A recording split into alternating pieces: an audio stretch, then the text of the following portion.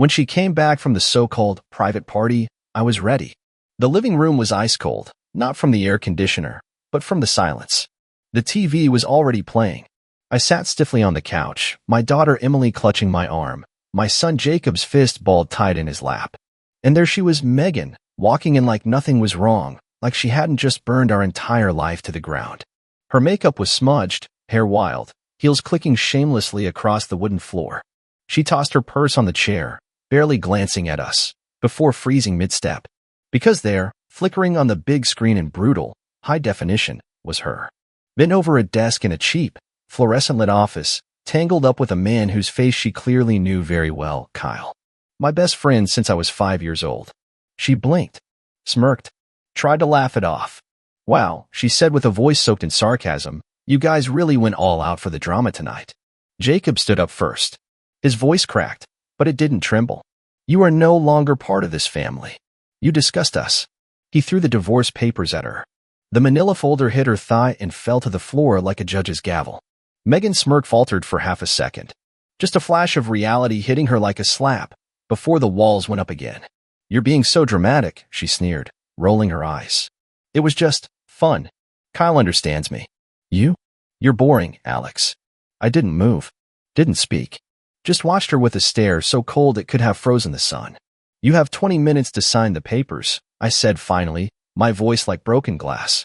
And then you leave. Tonight. Her jaw tightened. For a second, I thought she might cry, might beg. But no. She just laughed, flipping her bleached hair over her shoulder like this was some kind of soap opera and she was the star. You think I'm the bad guy? She barked. Maybe if you had been a real man, I wouldn't have needed someone else.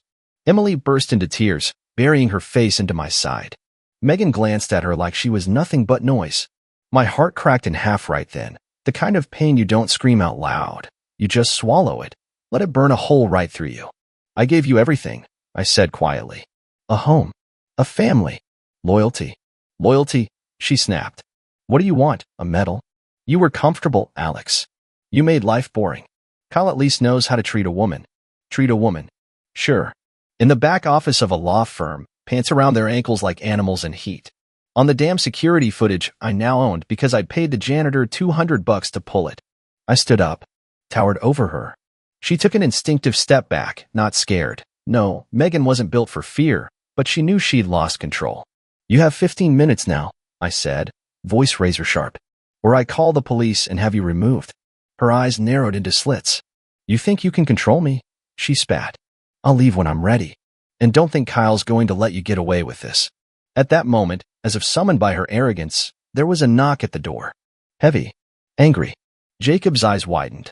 Emily clutched my shirt. Stay here, I muttered and moved toward the door. As I crossed the living room, Megan called after me, You're nothing without me, Alex. Nothing. When I opened the door, there he was. Kyle. Shirt half unbuttoned, face flushed, fist clenched at his sides. You're making a mistake, bro, he said, voice low and threatening. Just hand over the footage. We can settle this. I didn't answer. I simply turned my head slightly toward the living room and said, Kids, go to your rooms. Now. Jacob hesitated, but a look from me sent him running upstairs with his sister close behind. When I faced Kyle again, the hallway light caught his face, and I didn't recognize him anymore. The boy I grew up with was gone. In his place stood a snake with my brother's face. You crossed the wrong line, I said. And now, you're going to find out exactly what it costs. I slammed the door in his face. And that's when it all exploded. Kyle pounded on the door so hard the frame shook. I stood there for a moment, breathing slow, feeling the weight of 20 years of friendship snapping like a dry twig. Behind me, Megan's voice sliced through the tension. You're a coward, Alex. Always hiding behind your rules, your family, your pathetic little moral compass. I turned, and for the first time, I really saw her, not the woman I married, not the mother of my children, just a selfish, venomous stranger wearing her face. She snatched the divorce papers off the floor, waving them like a white flag she intended to set on fire. You think you're throwing me out? She sneered. You can't survive without me. You need me. My jaw locked tight enough to ache. I needed the woman I married, I said. Not the liar you became. Another boom at the door. I'm calling the cops, I warned Kyle through the door. One more hit, and it's harassment. Silence. Megan scoffed, walking to the kitchen. She grabbed a bottle of wine from the counter, popped it open, and drank straight from the neck like it was a party. You're pathetic, she slurred. You know that? Always playing the victim. And you're drunk, I said, disgust curling my stomach. Sign the papers, Megan. She laughed so hard she had to lean against the counter. You think a piece of paper scares me? You think you scare me? At that moment, the front window shattered. A brick, an actual brick, sailed across the living room, landing with a thud inches from where Jacob's soccer trophies sat. Shards of glass exploded everywhere, sparkling like deadly confetti. I lunged toward the stairs, shielding Emily, who had crept halfway down. Back upstairs. I roared. She scrambled back, sobbing. I spun on Megan. This is the life you wanted? I shouted. This is the excitement you needed so badly? She didn't answer. She just raised her bottle like she was toasting me. I grabbed my phone, fingers trembling with adrenaline, and called 911. Yeah, I need officers at my house immediately, I said. There's been vandalism, a known threat outside, and a domestic situation. The dispatcher promised help was on the way. I faced Megan again. Congratulations, I said, voice deadly calm. You managed to destroy everything in a single night. Megan walked over, glass crunching under her heels, and got right in my face. Her breath smelled like cheap wine and something sour underneath. You'll come crawling back, she whispered. They always do. I didn't flinch. I didn't blink. The police sirens were already wailing in the distance. You have 5 minutes left to sign those papers, I said, or you're leaving in handcuffs. Her smile dropped. Reality finally punched her across the face. Outside, I saw Kyle's truck peel away down the street, tires screeching. He wasn't going to stick around for the consequences. That was just like him, all guts until the law showed up. The cops arrived 2 minutes later, blue and red lights painting the shattered glass in wild colors. 2 officers stepped inside, surveyed the chaos, and one of them gave me a nod. Sir, are you the homeowner? He asked. Yeah, I said. And she's refusing to leave after being served divorce papers. Megan opened her mouth to argue, but the second cop stepped between us. Ma'am, we're going to need you to calm down. Right now. I crossed my arms and watched as they led her to the dining table, forcing her to sit down. You should have thought about this before you threw away your family, I said coldly. And for the first time all night, Megan looked small. Powerless. Exactly what she deserved. Megan sat at the dining table, surrounded by the wreckage of her own choices, trying to play the victim now that the police were involved. I'm his wife, she shrieked, slamming her palm down so hard the divorce papers fluttered off the edge. You can't just throw me out. The senior officer, a heavy-set guy with a buzz cut, crossed his arms. Ma'am, if you were served with legal documents and are creating a disturbance, we can escort you off the property. You don't understand, Megan hissed, her voice cracking under the weight of her unraveling lies. He set me up. He's manipulating the kids against me. I let out a low, humorless laugh. The footage speaks for itself, Megan. You did that all by yourself. She shot me a look that could have turned steel to ash, but it didn't touch me anymore. Whatever hold she once had was dead and buried. The officers calmly repeated their instructions. Either sign and leave peacefully or leave the hard way. Megan, realizing her usual tantrums weren't going to save her this time, grabbed the pen with trembling fingers. As she signed, she muttered every filthy insult she could think of, each word more pathetic than the last. The woman who once promised to stand by my side was now spitting venom like a cornered animal. You'll regret this, she snarled, throwing the pen down with a dramatic flair. You're a weak man, Alex. You always were. Maybe, I said, but at least I'm not a liar. One of the cops gently guided her toward the door. She stumbled once, heels slipping on the shards of glass, and for a split second, she looked up at me like she expected me to help her. I didn't move. Outside, the night air was thick with humidity. The flashing lights made our quiet suburban street look like a crime scene. The second Megan crossed the threshold, Jacob and Emily peeked down from the staircase, eyes wide. I gave them a small nod, a silent promise that the worst was over. But I was wrong. Just as the cops were escorting Megan to her car, another vehicle screeched into view, a beat-up black Charger, and out stormed Kyle, fist clenched, veins bulging in his neck. You think this is over? He screamed, pointing at me like a madman. You ruined her life, you son of a... The officers immediately moved to intercept him, but Megan, ever the reckless queen of bad decisions, broke free and ran toward him. Baby, no. She sobbed, throwing herself against his chest like some tragic heroine from a second-rate drama. They're tearing us apart. It was almost funny if it hadn't been so pathetic. Kyle shoved the officer's hand off his arm and tried to rush the house. "I'm not letting you take her away," he roared. That's when the younger cop drew his taser. "Back off, sir." Last warning. Kyle didn't listen. A sharp pop filled the air, and in less than a second, he was face down on my lawn, twitching like a fish out of water, Megan shrieking over him. Jacob and Emily gasped from the stairs. I just stood there, cold and silent, watching everything fall apart exactly as it needed to. The officers quickly handcuffed Kyle and pulled Megan away, shouting for backup. Neighbors were now poking their heads out of their doors, phone cameras flashing as they recorded the spectacle. I caught Megan's eyes one last time. Wild, broken, desperate. She had traded a family, a home, loyalty, and love for cheap office hookups and empty promises, and all she had left now was a pair of steel bracelets and a wrecked reputation. The second police car arrived, and the officers loaded Kyle into the back seat, Megan still screaming his name. I closed the door slowly, shutting out the noise, the lights, and the shame that no longer belonged to me. Inside, the house smelled of broken glass, spilled wine, and something else, freedom. When the flashing lights faded and the neighbors drifted back into their homes, a strange silence settled over the house. It wasn't peaceful. It was heavy, like the calm after a bomb goes off, when you're too stunned to even move. I sat on the living room couch, staring at the broken window, the wine stain bleeding into the rug, the divorce papers half-signed and crumpled on the floor. Jacob and Emily crept downstairs quietly, like kids in a war zone, afraid the shooting might start again. Jacob had a scratch on his hand from the broken glass. Emily's eyes were swollen from crying. I opened my arms without a word, and they both crashed into me, burying their faces against my chest. "I'm sorry," I whispered into their hair. "I'm so sorry you had to see all that." Jacob's voice was muffled but strong. "It's not your fault, Dad." Emily hiccuped through her sobs. Is she coming back?" "No," I said, my voice firm. "She's not coming back." For a long time, we just sat there, breathing, holding each other together like three pieces of a shipwreck trying to stay afloat. When they finally drifted off to bed, too exhausted to fight sleep any longer, I stayed behind. I didn't turn off the TV. I didn't clean the mess. I just sat there. Replay after replay of that horrible footage spun in my mind, Megan laughing, touching Kyle like he was some prize she'd won, acting like our years together meant less than a cheap thrill at an office desk. I thought I'd be furious. I thought I'd feel hate burning in my chest. Instead, it was emptiness. A deep, gnawing hollow where my heart used to be. How long had she been lying?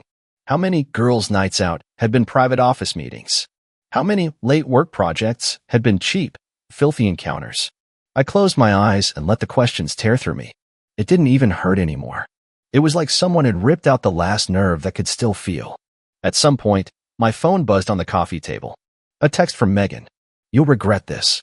You'll never find someone like me again. You're pathetic." I stared at it for a long time, then laughed, a sharp, broken sound that didn't feel real. Never find someone like her again? God willing, I wouldn't. I deleted the text without replying. I blocked her number. Then I blocked Kyle's, too. I stood up, feeling the stiffness of every wasted year in my bones, and began gathering her last remaining things, a hairbrush on the bathroom sink, her forgotten jacket on the coat rack, an old pair of heels abandoned by the door. I threw them all into a garbage bag without a second thought. When I was done, I took the bag outside, dumped it by the curb, and stood there in the cool night air. Above me, the stars glittered in the black sky, utterly indifferent to everything I'd lost. And somehow, that made me feel lighter. Maybe the universe didn't care. Maybe nobody would ever understand how deeply she had cut me. But I understood. And tonight, for the first time in too long, I had chosen myself over her. I wasn't the weak one. I was the one who stayed loyal. I was the one who protected the kids. I was the one who stood tall while she collapsed into disgrace. I locked the door behind me, double-checking it like I was sealing away a demon. Then I went upstairs to check on Jacob and Emily, kissed their foreheads while they slept, and finally, let myself breathe again. Tomorrow would bring court battles, custody fights, and all the messy aftermath. But tonight was mine, and it was over. Morning didn't come gently. The sun blazed through the broken window like a spotlight on a crime scene. I woke up on the living room couch, every muscle stiff, my head pounding like a war drum. For a moment, just a second, I forgot. I reached instinctively for the other side of the couch, half expecting Megan's warm shape curled up against me. But there was nothing. Just cold leather and an empty room. Reality slammed back down like a sledgehammer. I sat up, groaning, and rubbed my face. My phone, forgotten on the coffee table, blinked with notifications. Voicemails, texts mostly from unknown numbers or old acquaintances who had caught wind of last night's circus thanks to the neighbors' videos already flooding social media. Good. Let them watch. Let them see who she really was. I stumbled into the kitchen and flicked on the coffee machine. It sputtered and hissed to life, the smell of brewing coffee somehow grounding me, reminding me that life, no matter how shattered, would crawl forward. Jacob and Emily came downstairs a few minutes later, sleepy and wary. I tried to smile for them, but it felt brittle, like glass ready to shatter. "Morning, Dad," Jacob said, voice rough. "Morning, buddy," I answered. "You guys sleep okay?" They nodded. Small mercies. While they ate cereal at the counter, I made a quick mental checklist. Call a repair company for the window. Lawyer up, fast. Set up counseling sessions for the kids. Figure out temporary living arrangements if things got messy. One step at a time. That's how you survive. I was halfway through my second cup of coffee when there was a knock at the door. Not heavy, not aggressive, cautious. I frowned and went to open it, half expecting another drama bomb ready to explode. Instead, standing there in a plain gray hoodie and jeans was Kyle's wife, or rather, ex-wife Jessica. I hadn't seen her in over a year. Megan always insisted Jessica was toxic and clingy and pushed me to cut ties after their messy split. Now, seeing her here, thin and pale with tired eyes, I realized how much I'd been manipulated without even knowing. "Can we talk?" she asked, voice small. I hesitated, then stepped aside. "Yeah, come in." Jessica walked in slowly, glancing around at the broken window, the wine stain, the hollow wreckage of what used to be my life. "I'm sorry," she whispered. "About everything." I just shrugged. Words didn't mean much anymore. She sat on the edge of the couch like she was afraid to touch anything. "I saw the videos," she said, twisting her hands in her lap. I wasn't surprised. That caught my attention. "What do you mean?" I asked, sitting across from her. Jessica looked up, pain flashing across her face. "Megan and Kyle, they've been messing around for longer than you think. Years, maybe. Even before our divorce." The words hit me like a punch in the gut. My stomach turned, but I forced myself to stay calm. "Why didn't you ever tell me?" She gave a hollow laugh. "Because Megan convinced you I was crazy. Remember?" I did remember. Megan trashing Jessica's name every chance she got, painting her as unstable, jealous, desperate. And like a fool, I believed every word. Jessica pulled something out of her pocket, a USB drive, and placed it on the coffee table. "What's this?" I asked. "Proof," she said. "Messages, photos, emails. Everything." I stared at this small piece of plastic like it was a live grenade. Jessica stood up. "I'm not here for revenge," she said. "But you deserve to know the truth. All of it." She walked toward the door, then turned back one last time. "You're not the only one who lost everything because of them," she said. "But you're the one strong enough to survive it." And then she was gone. I sat there for a long time, staring at the USB drive. One small piece of plastic. One last doorway to all the lies I hadn't seen. Part of me wanted to smash it. Burn it. Forget everything. But a bigger part of me needed to know. Because surviving isn't just about escaping. It's about facing every ugly, brutal truth, and still standing. The USB sat on the coffee table like a loaded gun. I stared at it for a long time, sipping lukewarm coffee that tasted like ash in my mouth. Part of me wanted to toss it out the broken window and pretend last night had been the end of it. But the bigger part, the part that refused to stay stupid, knew better. I needed to see. No matter how ugly it was. No matter how deep it cut. I waited until Jacob and Emily were distracted upstairs with their homework before I slipped into my office, closed the door, and plugged the USB into my laptop. The folder inside was named simply Truth. I clicked it open. There were dozens of files. Screenshots of text messages. Email threads. Pictures. My hands shook as I opened the first set of messages. "Megan, he's such a boring loser. I swear, I'm only still here for the house and the credit cards. Kyle, you deserve better, baby. Let me take you away from all that. Megan, soon. Just a few more months. I want that life insurance to fatten up first." I recoiled like the screen had slapped me. Life insurance. Had she been planning something worse? Had she been waiting for some accident to happen? I opened another set. Photos this time. Intimate, disgusting photos. Megan and Kyle together in cheap motel rooms, office chairs, even, God help me, in what looked like the backseat of my own SUV. The same SUV I had driven my kids to soccer games in. The same one I had used to take Megan on anniversary trips. Bile rose in my throat. I clicked through emails next. Cold, calculated plans to drain our joint accounts. Messages mocking me. Jokes about how easy it was to lie straight to my face. Kyle, did he actually buy that you were working late again? LMAO. Megan, he's a puppy. Stupid and loyal. It's hilarious. I slammed the laptop shut so hard it nearly snapped in half. My breathing was ragged. My hands trembled with a fury I didn't even know I was capable of feeling. This wasn't just betrayal. This was war. She hadn't just cheated. She hadn't just lied. She had planned to gut me, piece by piece. Smiled to my face while stabbing me in the back. And I had let her. For years. I sat there in the dark, head in my hands, trying not to scream. How do you process something like that? How do you even begin to make sense of the person you thought you knew turning into a monster right under your nose? You don't. You just accept it. Slowly. Bitterly. Because pretending it didn't happen is worse. I forced myself to calm down. Forced myself to think. The divorce was already in motion. The cops had reports.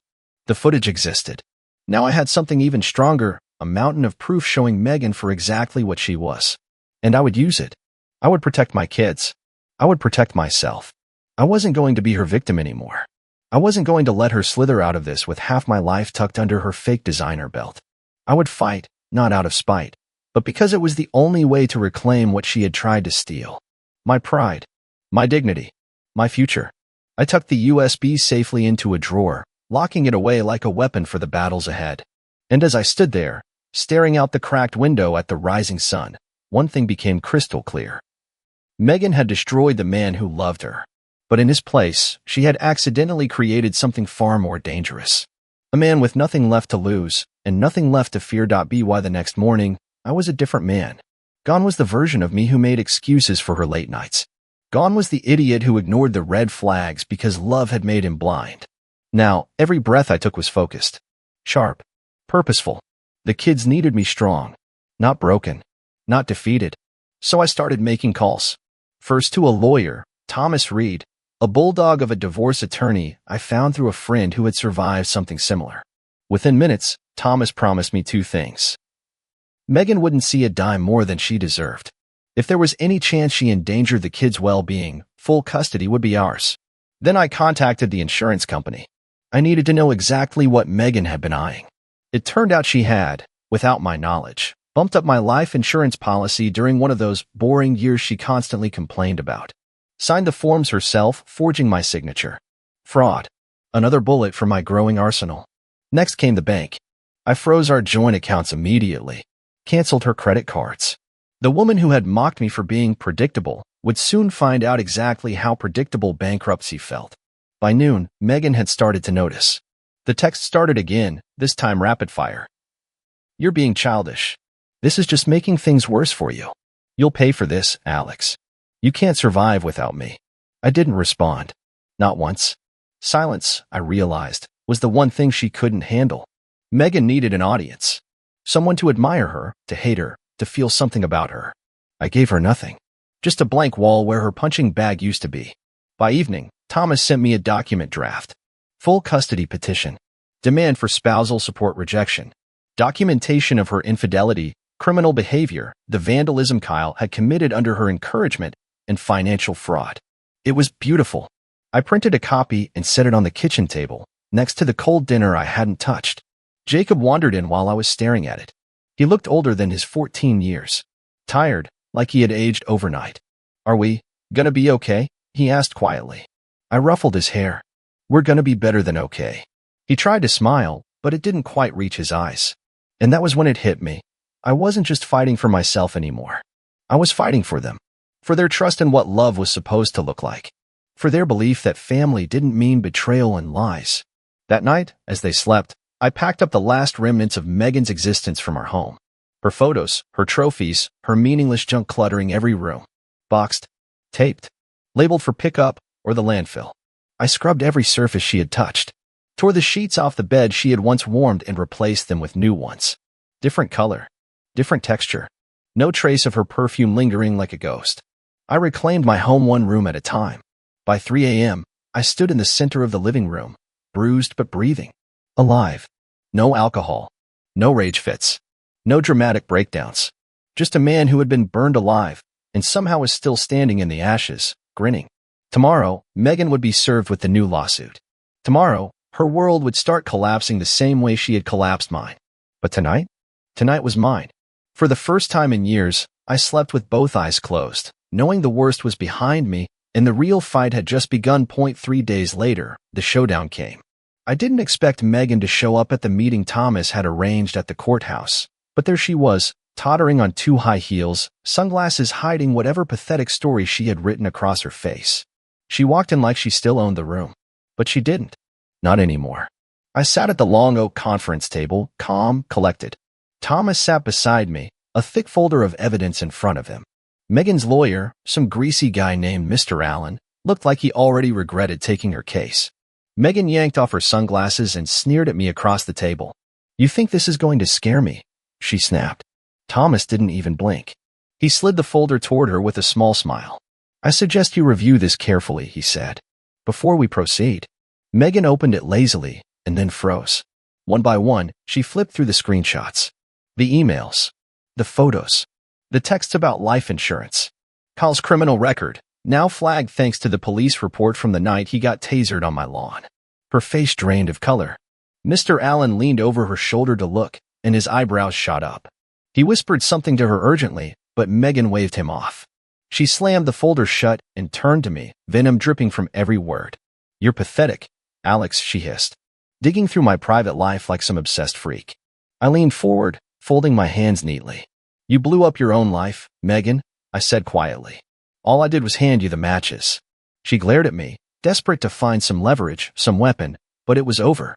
Every lie, every sneaky plan, every ugly piece of who she really was, all of it sat exposed under the brutal light of day. Mr. Allen cleared his throat awkwardly. "Given the evidence, my client is prepared to negotiate." Thomas smiled wider. "No need. We're not here to negotiate." He slid the final sheet of paper across the table. "Custody agreement. No visitation rights until a psychological evaluation cleared Megan. No spousal support. No financial settlement. Just freedom. And cold, hard consequences. You either sign it now," Thomas said calmly, "or we take it to trial and let a jury see all of this. Trust me, you won't like how that ends." Megan's hand shook as she picked up the pen. For a second, she looked at me, that same manipulative pout she used to flash when she wanted something. But it didn't work anymore. Not this time. I stared back, stone-faced, while she signed her name. With a final flourish, she shoved the paper away from her like it was contaminated. Thomas gathered the documents efficiently. "Pleasure doing business with you," he said dryly, standing up. Megan stayed seated, fuming. As I stood to leave, she hissed under her breath, "You'll regret this. You'll die alone, you sad little man." I paused, looking down at her one last time, and smiled. "I'd rather die alone than spend one more second loving someone like you." Her face twisted, but I didn't give her the satisfaction of seeing me angry. I walked out of that courthouse lighter than I'd felt in years. The sun was bright overhead. The breeze was crisp.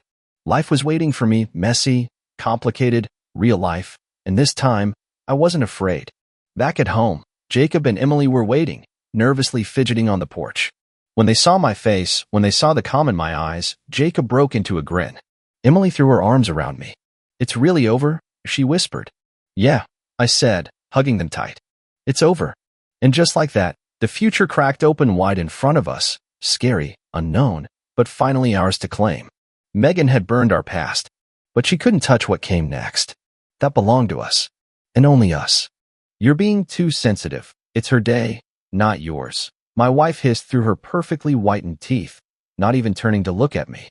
Her voice sliced through the noise of clinking glasses and camera shutters like a scalpel across raw skin. Her day? It was our son's wedding. And yet, there I was. No toast. No seat at the family table. No mention in the speeches. Just a shadow in the crowd, like some distant uncle no one remembers inviting. The father of the groom reduced to a bystander while Madison, the woman I had built a life with, basked in all the attention, glued to her phone more than our son's vows. She looked stunning, of course. Always did. Blonde hair styled to perfection, dress hugging every curve she knew men still drooled over. But under that beauty was a venom that I'd long chosen to ignore. And tonight, it bled through every smirk, every dismissive wave of her manicured hand. I stood in the corner with a half-finished drink, watching her laugh with a man I didn't recognize. A bit too close, a hand on her lower back, his lips near her ear. She laughed like a schoolgirl, light, free, like nothing I said or did mattered anymore. That was the moment. Not when I found the messages. Not when the hotel receipt, for work, didn't match her itinerary. Not when she came home smelling like someone else's cologne and claimed it was a tester from Macy's. No, it was that laugh. That careless, giddy, betrayal-laced laugh on the most important day of our son's life. When she turned to get a refill, I approached. "Who's the guy?" I asked, voice calm. Too calm. Madison rolled her eyes and looked past me like I was some buzzkill wedding crasher. "Why do you always have to ruin things, Eric?" Ruin things? I'd paid for half the wedding. I'd raised our son while she was off at yoga retreats and weekend wellness seminars in Napa Valley. I'd swallowed my doubts for years, believing in the picture-perfect illusion we painted on Christmas cards. That illusion shattered right there on the dance floor. I didn't argue. I didn't create a scene. I didn't need to. Something inside me cracked, quietly, definitively, like a bone under pressure finally giving way. 3 days later, I packed a bag, told no one, and booked a flight to Montana. No warning. No goodbye. No note. I left her the silence she deserved. But silence doesn't stay silent for long. On the third morning, I woke up to 47 missed calls. Then 63. Then over 100. My phone pulsed like a bomb, each vibration tighter than the last. I didn't answer. Not yet. I walked out onto the deck of the remote lodge I'd rented. Snow dusted the trees. A heavy stillness blanketed the forest, like nature itself had hit pause to witness what was coming. I sat with my coffee, stared at the horizon, and finally opened the first voicemail. It was my sister, Claire. "Eric, I don't know what's going on, but Madison's freaking out. She said something about a private investigator calling the house. And, wait, she said she was just talking to the guy at the wedding. Are you okay? You really need to call me." Private investigator? The second voicemail was from Madison. "Eric, this is childish. I don't know what game you're playing, but you've made your point. Call me back. We need to talk." The third message, though, that's the one that told me everything I needed to know. It wasn't even a voicemail. It was a video. Accidentally sent, maybe. Maybe not. It was her and that same guy from the wedding. In a hotel room. Her laugh again, now laced with something darker. She whispered, "I told you he wouldn't notice. Eric's too busy pretending we still have a marriage." I paused it there. I didn't need to hear what came next. I knew what that look meant. I'd seen it before, but never directed at someone else. My chest was ice. Not fire. Not rage. Just frozen disbelief. I was done pretending. This was no longer a matter of suspicion. No room left for denial, or therapy, or long conversations about reconnecting. She wasn't a stranger who had lost her way. She was a liar. A manipulator. And the worst kind of traitor. The one who smiles while twisting the knife. And now? Now it was my turn to laugh. Because I'd already made the first move. And the next one would leave them both begging. I didn't call her back. Instead, I let the silence stretch. Let her wonder. Let her sweat. Every minute she didn't know what I knew was another win in my book. For once, I was ahead of her lies. The lodge was quiet. Just the hum of the heater and the occasional crack of firewood shifting in the stone fireplace. I poured a drink, let it sit on my tongue a second longer than usual, and stared at the ceiling. All the signs had been there: late-night meetings, quick showers when she got home, the coldness in bed, the way she started wearing lingerie on business trips, but not for me. Still, I wanted to believe. Because that's what you do when you love someone, even when you know they're a damn storm in a silk dress. The video kept replaying in my mind. The way she looked at him, like a teenager with a crush. I hadn't seen her look at me like that in years. Maybe a decade. Somewhere along the line, I stopped being her man and became her backup plan. Another message came in. This time from my son, Caleb. "Dad, what's going on? Mom's going nuts. She says you left out of nowhere. She said you hired someone to dig into her private life? What's happening?" I stared at my phone, then finally tapped to record a voice message. "Ask your mom." I hit send and threw the phone across the bed. I couldn't bring myself to tell him yet. Not on the heels of his wedding. Not while he was still riding the high of starting his new life. He deserved a few more days of peace before I ripped that illusion to shreds. But she didn't. She deserved everything that was coming. Before I left, I made sure the investigator had what he needed: names, photos, license plates, dates. And what he found was worse than I imagined. This wasn't her first affair. That sleaze from the wedding? Just the most recent. There was a history. 2 years' worth of discreet hotel stays, fake work retreats, and flirty transactions that made me want to puke. She'd been building a separate life, while I was still trying to fix the one we shared. A knock on the cabin door made me flinch. My heart jumped. No one should have known where I was.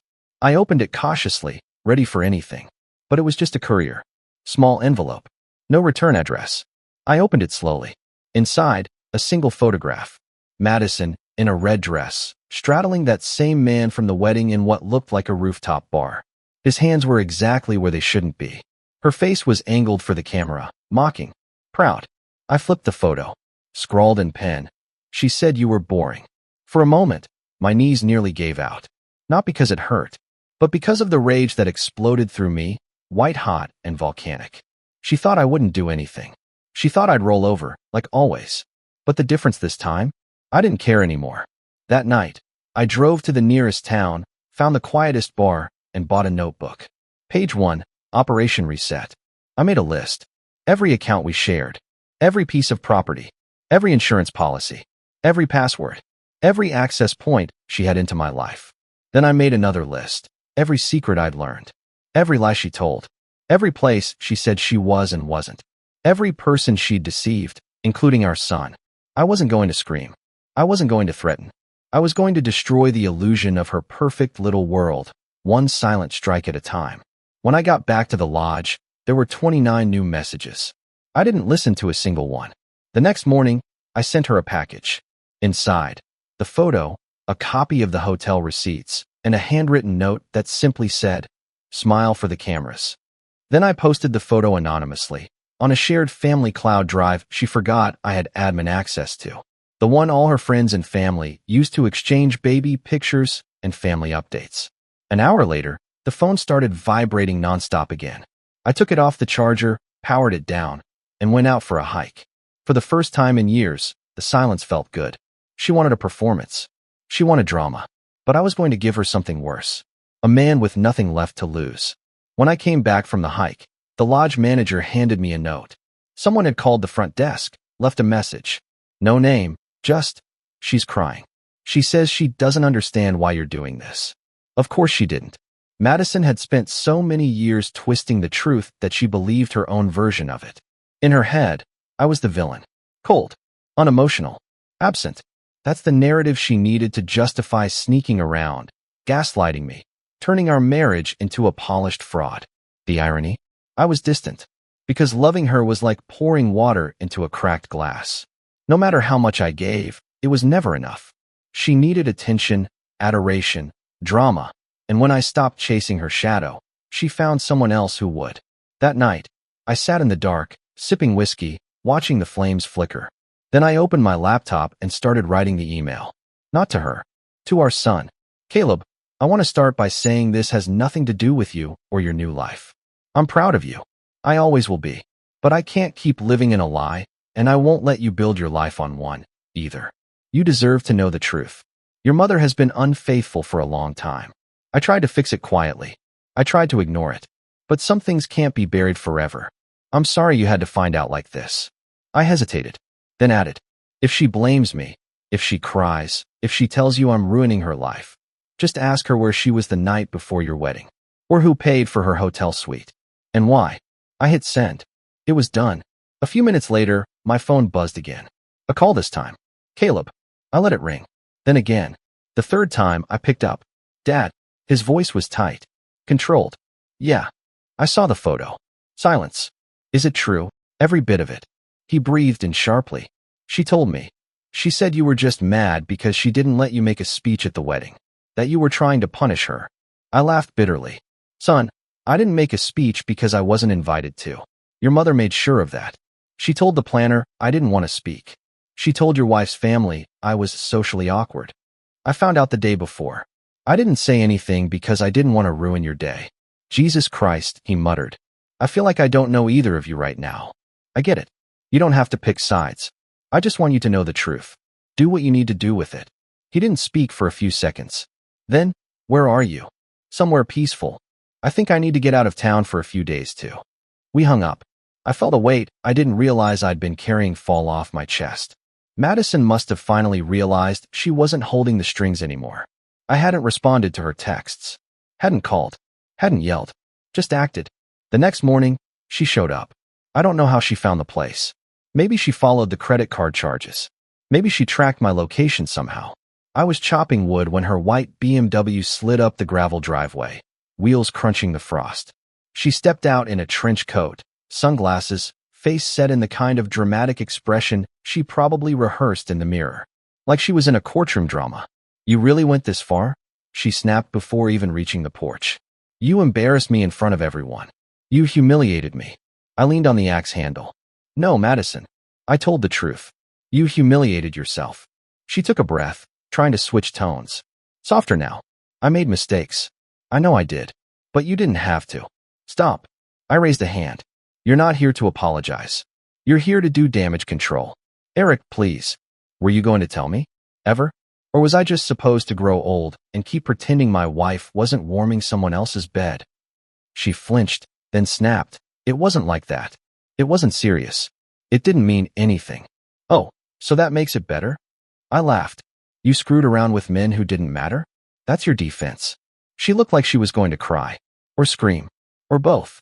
But instead, she just stood there, defeated. I nodded at her car. You should go, before you say something else that makes this worse. She hesitated. You're really done? I looked her dead in the eyes. Madison, I was done the moment you made me invisible at our son's wedding. And then I walked inside and locked the door behind me. She didn't leave right away. I watched from the window as she paced around her car, arms folded, muttering to herself like she was auditioning for sympathy. At one point, she kicked the tire, like the flat rubber could answer the questions spinning in her head. That's when it hit me. She still thought I might take her back. That this was all just a tantrum I'd eventually get over. She didn't understand. I wasn't angry. I was clear. That clarity had been a long time coming. It took years of compromise, silence, and watching her drift further away. The lies didn't come all at once. They crept in like mold in a dark corner of a house, small at first, then unavoidable, then rotting the foundation while you pretended not to smell it. She finally drove off. A few hours later, I got a text from Claire. Did you really kick Madison out of the house? She's staying with Mom and Dad. I didn't answer. Let them figure it out. The next day, Caleb arrived. I picked him up at the small-town bus station, his duffel bag slung over his shoulder. He looked tired. Not physically, mentally. Like the floor had dropped out from under the family he thought he had. In the car, he was quiet at first. Then he asked, how long? I didn't lie. At least 2 years. Probably more. I only started putting it together after she shut me out of the wedding. But the patterns? They go back further. He rubbed his eyes.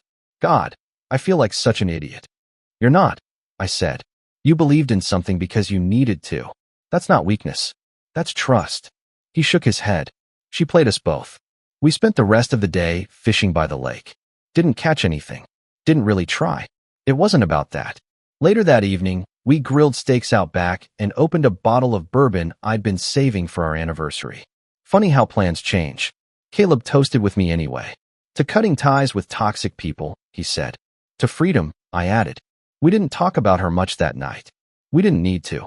But the messages started again the next morning. This time, she was less venom, more desperation. We need to talk. For real. Eric, you don't understand what I was going through. You left me no choice but to find comfort elsewhere. That one made me laugh. Like she was the victim. Like my distance gave her permission to crawl between someone else's sheets. The investigator sent me the last part of the file that afternoon. It was a scanned receipt. Madison had opened a joint account with the guy. 2 months before the wedding. She was planning a life with him while still using my last name and my money. It wasn't just betrayal. It was business. I sent her one message. You have 48 hours to remove your things from the house. After that, they go in the driveway. No reply, but I knew she'd read it. I was halfway through boxing her designer shoes when Claire called again. She's a mess, Eric. She's saying you've ruined her reputation, that she can't show her face at church. Then maybe she shouldn't have shown everything else to a man she met at a juice bar. Claire gasped, then started laughing. You're cold. No, I said. Just finally awake. The divorce papers were drafted by the end of the week. No back and forth. No mediation. Just a clean cut. She tried to contest at first, but once she saw what I had, photos, receipts, videos, she backed down. The part that hurt most wasn't the betrayal. It was realizing how little she respected me all those years. The jokes behind my back, the constant need for validation, the way she'd touch me less and spend more time on her phone. I'd chalked it up to routine, stress, aging. But no, she just stopped caring. And now? Now she's the one answering questions. Caleb went back to his new life stronger, wiser. He told his mother he needed space. She cried, blamed me, claimed I poisoned him. He didn't buy it. As for me, I stayed in Montana for another month. Fished, hiked, ate alone without feeling lonely, rediscovered silence without tension, smiled at strangers who didn't know my past and didn't need to. And when I finally returned home, I changed the locks. Not out of spite, but because that chapter was done. The house felt different when I walked back in. Not quieter, just clean, lighter. Like her perfume had finally faded from the walls and the air could breathe again. I walked from room to room like I was touring someone else's life. The kitchen, where she used to leave passive-aggressive notes instead of speaking to me. The living room, where we'd sit for hours, both on our phones, pretending we weren't dying inside. The bedroom, where love turned to obligation and obligation turned to avoidance. It was all mine now. And yet, I didn't want any of it. I opened the garage and pulled out every box she'd left behind. Designer bags, overpriced boots, old keepsakes from fake vacations with the girls.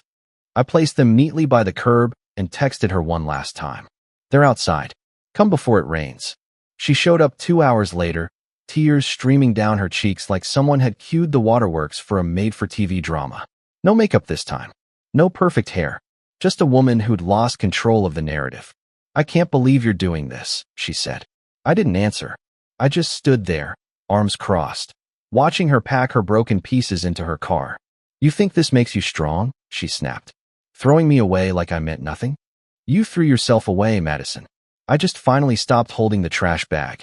Her eyes flared. You were never there for me. You never saw me. No, I said. I saw you.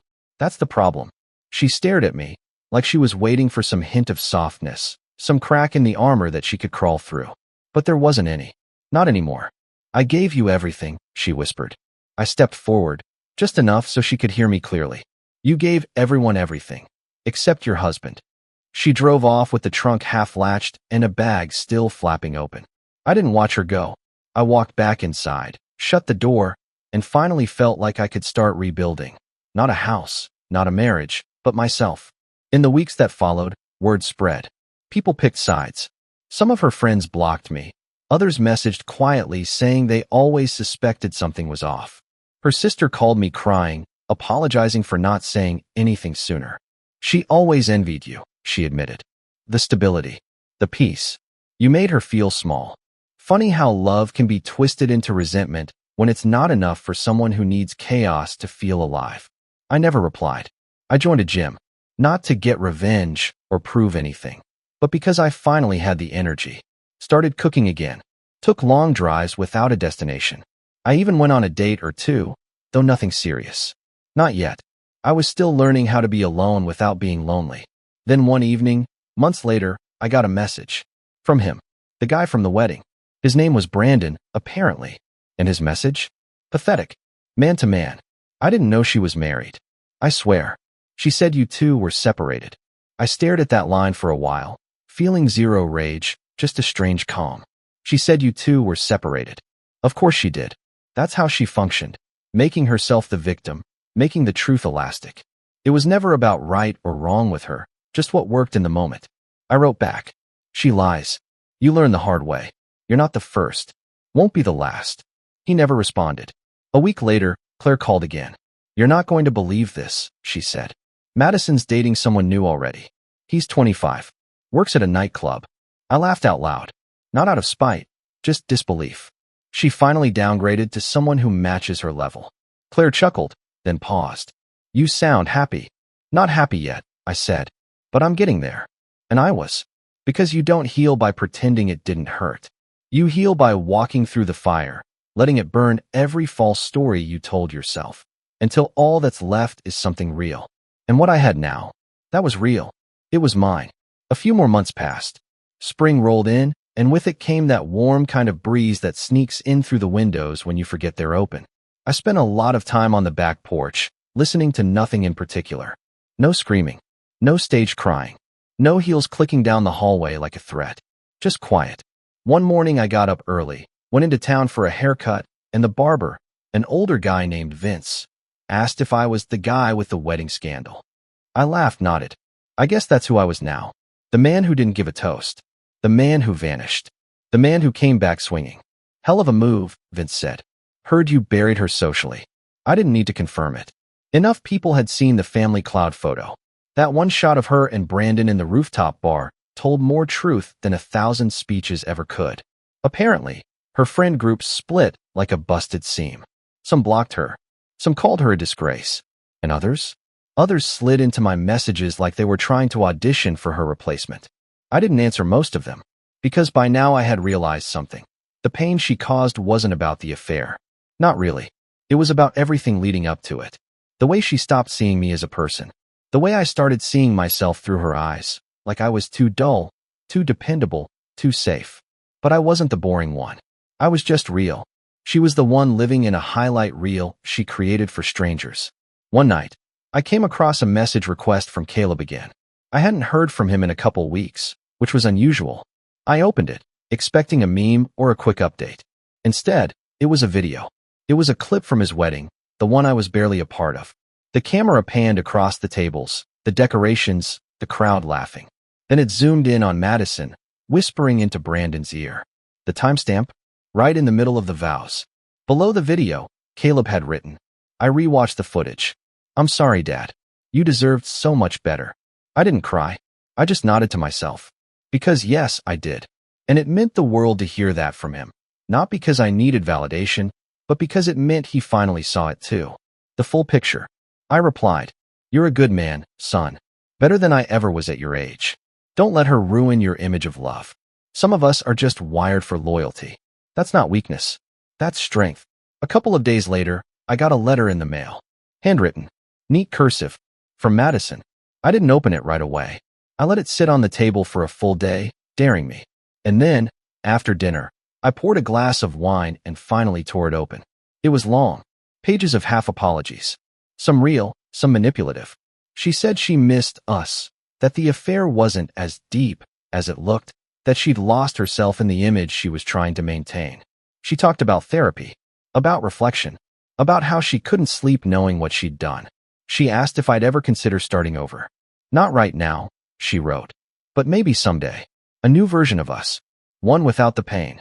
I read every word, then folded the letter neatly, placed it in the fireplace, and watched it curl to ash. That version of us she was asking for, it didn't exist. It never did. There was no new beginning when you'd burn the map, the bridge, and the person standing on it. But there was a new beginning for me. Because healing isn't loud. It's not a dramatic speech or a revenge post. Sometimes it's just silence. Choosing peace over chaos. Choosing yourself. And that's what I was finally doing. Summer arrived quietly. The grass grew taller. The sun hung a little longer in the sky, and I stopped counting the days since she left. It was like my life had returned to its original rhythm, before all the noise, before the fake smiles and hollow words. One Saturday, I found myself at the local farmer's market. I wasn't looking for anything specific, just something about being around people who were actually present felt right. There was a young couple selling fresh bread, laughing like nothing existed outside their little wooden stand. An old man played the saxophone in the corner. The world had kept moving while mine fell apart, and now I was finally catching up. That's when I saw her. Not Madison, but her. Rachel. We'd crossed paths years ago, briefly, at a charity event. She was a school counselor. I remembered that much. Back then, we were both married. Both polite. Both moving through the motions like extras in someone else's movie. But this time, she smiled at me like she recognized more than just my face. We talked. 15 minutes turned into 40. She wasn't trying to impress anyone. No filters. No polished answers. Just a woman who had lived her own brand of heartbreak and came out the other side without turning bitter. I didn't ask for her number. I didn't need to. Because for the first time in years, I wasn't desperate to fill the space Madison left behind. I was content letting it stay empty until the right person, if anyone, walked in. Later that evening, as I stood on the back porch watching the sky burn orange and purple, my phone buzzed again. A new number. I let it ring. Then another buzz, this time a voicemail. Curious, I played it. Eric, it's Brandon. Of course. I know I shouldn't be calling, but I thought you should know. She told me she's pregnant. She says it's mine. But something feels off. I did the math. It doesn't add up. I think she's trying to trap me. Like she trapped you. My hand tightened around the railing. Same script. Different man. But this time, it wasn't my problem. I deleted the voicemail and blocked the number. Let him figure it out on his own. He chose to believe her. He saw the warnings, same as I did, and ignored them. Now he had to live in the fire she lit. I walked back inside, poured another drink, and sat in my favorite chair, the one she used to call ugly and try to replace every few months. It was worn, yes, but it was mine.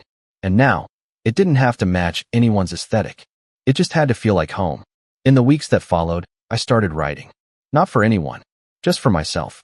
Little memories, stories, reflections. Not about her, but about who I was before her and who I was becoming now. Sometimes the words flowed like water, other times they dragged like weights. But every line felt honest. One night, I wrote this. When someone shows you their chaos, believe them the first time. Don't love the idea of fixing them. Love yourself enough to walk away when your soul starts whispering that something's wrong. I read it back and realized it was something I wished I'd heard 10 years earlier. And maybe one day, I'll say it to Caleb. Maybe when he's older. Maybe when his heart breaks. Maybe when he wonders why someone he loved turned cold. For now, I just keep building. Brick by brick. Not a new house, or a new marriage, or some picture-perfect life to plaster on a holiday card. Just peace. That's the foundation. And this time, no one's tearing it down but me. It was a Tuesday when I woke up and realized I hadn't thought about her in days. Not a dream. Not a flash of anger. Not even a dull ache in my chest. Just quiet. A clear head. I made coffee, opened the window, let the morning breeze roll in. The kind of day you don't notice when your life is full of noise. The kind I used to miss. I got a text from Caleb that morning. Lunch this weekend? I want to show you something. When we met, he had that same nervous energy I'd seen in him as a kid, right before he told me he broke something and hoped I wouldn't be mad. But this time, it wasn't fear. It was excitement. He handed me an envelope. Inside was a sonogram. I haven't told Mom yet, he said. I wanted to tell you first. I stared at it for a while. That tiny shape on the paper didn't even look real. But it was. And it meant something bigger than all of this. I smiled. You're going to be a great father. You think so? No doubt in my mind. He nodded. Then, after a pause, asked, will you be there when the baby comes? That question hit different. Because for so long, I'd felt erased. Excluded. Like the world kept happening without me. But now, my son, my family, was choosing me, just as I had chosen myself months ago. I looked him in the eyes. I wouldn't miss it for anything. That night, I sat on the porch again. Same chair, same view. But everything was different. Because I wasn't haunted anymore. I wasn't angry. I wasn't broken. I was free. Not because I got revenge. Not because she suffered. Not because the world saw what she did. But because I refused to carry her choices anymore. Because I let go. And in letting go, I found something better than justice. I found peace. If there's one thing I'd tell anyone walking through betrayal, it's this. Don't rush to replace the pain. Don't chase closure from someone who never gave you honesty. Don't try to win a war with someone who's already lost themselves. Just get quiet and listen to that voice inside you, the one that still knows who you are. Then rebuild. Because sometimes the best revenge isn't fire. It's healing. Her boss, with a smug, cruel grin, leaned in close and said, now Madison is mine. She knows it. You'll keep funding her, of course. Her clothes, her dinners, her everything. And if you even think of resisting me, I'll ruin you. My mind went blank for a moment, the sheer audacity of his words hanging in the air like a bomb about to explode. What the hell are you talking about? I finally managed to spit out, my voice low but shaking with barely controlled rage. Ethan, her boss, didn't flinch. Instead, he took a slow sip of his whiskey, as if he had all the power in the world, which, in that moment, he did. Oh, Jason, don't play dumb. Madison made her choice weeks ago. You're just a formality now, a means to an end. She wants me. And you? You're just in the way. I glanced across the room. There she was, Madison, my wife of 7 years, standing under the golden chandelier in her blood-red dress. She looked like a queen, her laughter echoing through the room as she charmed a group of colleagues. Her beauty was undeniable, but now, it felt like a weapon pointed straight at my heart. I couldn't believe it. I didn't want to believe it. Was this some kind of twisted power play? A sick joke? But the way Ethan spoke, so casually, so confidently, it was clear. This wasn't a game to him. This was real. You're lying, I said, more to myself than to him. Madison wouldn't. She couldn't. Ethan cut me off with a low chuckle. Oh, she could. She already has. I mean, look at her, Jason. Do you think someone like her is satisfied with, well, someone like you? His words were a knife to the gut, but I refused to let him see how much they hurt. Instead, I turned back to Madison, my mind racing. I needed proof, evidence, something to confront her with. But the way she avoided looking my way, the way she seemed so perfectly at ease, like nothing was wrong, it was all starting to add up. The late nights at the office, the sudden interest in dressing up for work, the secretive texts and phone calls. I had pushed it all aside, convinced myself it was just stress or coincidence. But now, standing there under the crushing weight of Ethan's words, it all came crashing down. What's your endgame here? I asked, my voice steadying as anger replaced shock. Why are you telling me this? You could have just kept it between the two of you, so why rub it in my face? Ethan smirked, leaning even closer, his breath reeking of expensive whiskey. Because I want you to understand something, Jason. I own her now, and by extension, I own you. Every pathetic dollar you make, every ounce of effort you put into trying to keep her happy, it's all for me now. You're not her husband anymore. You're her servant. My servant. The room felt like it was spinning. My fists clenched at my sides, and for a brief, dangerous moment, I considered swinging at him, wiping that smug grin off his face. But that's exactly what he wanted. A scene, a meltdown. And I wasn't about to give him the satisfaction. Instead, I turned on my heel and walked away, my mind a storm of rage and disbelief. I needed to confront Madison, to hear it from her lips. But as I made my way across the room, weaving through the crowd, she spotted me and quickly excused herself, slipping through a side door into the hallway. I followed her, my heart pounding in my chest. When I caught up to her, she was adjusting her makeup in the gilded mirror by the coat rack, her expression unreadable. Madison, I said, my voice low but firm. We need to talk. Now. She turned to me with a practiced look of mild annoyance, as if I had interrupted her during something important. What is it, Jason? Can it wait? I'm mingling. Cut the crap, I snapped, my patience worn thin. Ethan just told me everything. Her eyes flickered for a fraction of a second. Shock, guilt, something. But it was gone just as quickly, replaced by a mask of feigned confusion. What are you talking about? Don't play dumb, Madison. He told me about the two of you. About how you've been sneaking around behind my back. About how I'm just supposed to keep funding your little fairy tale while he takes over my life. She sighed dramatically, as if I were a child throwing a tantrum.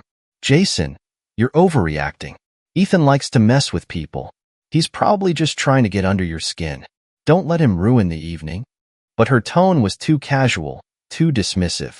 And that flicker of something in her eyes, it was there again, haunting me. She was lying. I knew it. Deep down, I had known it for a long time. I stepped closer, my voice dropping to a near whisper. Madison, look me in the eye and tell me he's lying. Tell me you haven't been sneaking around with him. Tell me you haven't betrayed me. She hesitated, just for a moment, but it was long enough for the truth to spill out in the silence between us. And then, she smirked. Not a smile, not an apology, but a cold, cruel smirk that sent a shiver down my spine. You really want to do this here? She said, her voice dripping with mockery. Fine. Yes, Jason. Ethan and I are together. And you know what? It's been the best decision I've ever made. He's everything you're not. Powerful, confident, successful. Maybe if you weren't so ordinary, I wouldn't have had to look elsewhere. Her words hit me like a punch to the gut, but she wasn't done. So go ahead, she continued, her tone icy. Throw your little tantrum. Make a scene.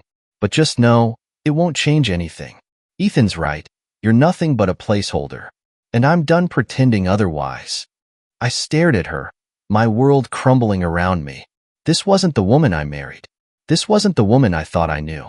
But as much as her words hurt, they also lit a fire inside me. A fire I hadn't felt in years. This wasn't over. Not by a long shot. I stood frozen, her venomous words echoing in my mind. The confident, cruel smirk on her face was like a knife twisting deeper into my chest. This wasn't the Madison I had vowed to love and protect. No, this was someone else entirely. A stranger wearing the face of the woman I once adored. Are you serious right now? I managed to say, my voice trembling with a mix of rage and disbelief. You think you can just stand here and humiliate me like this? Madison crossed her arms and leaned against the wall, exuding the kind of arrogance that made me want to scream. Humiliate you? Jason, don't be so dramatic. I'm just being honest. You've wanted honesty for years, haven't you? Well, here it is. You're not enough for me anymore. I've outgrown you.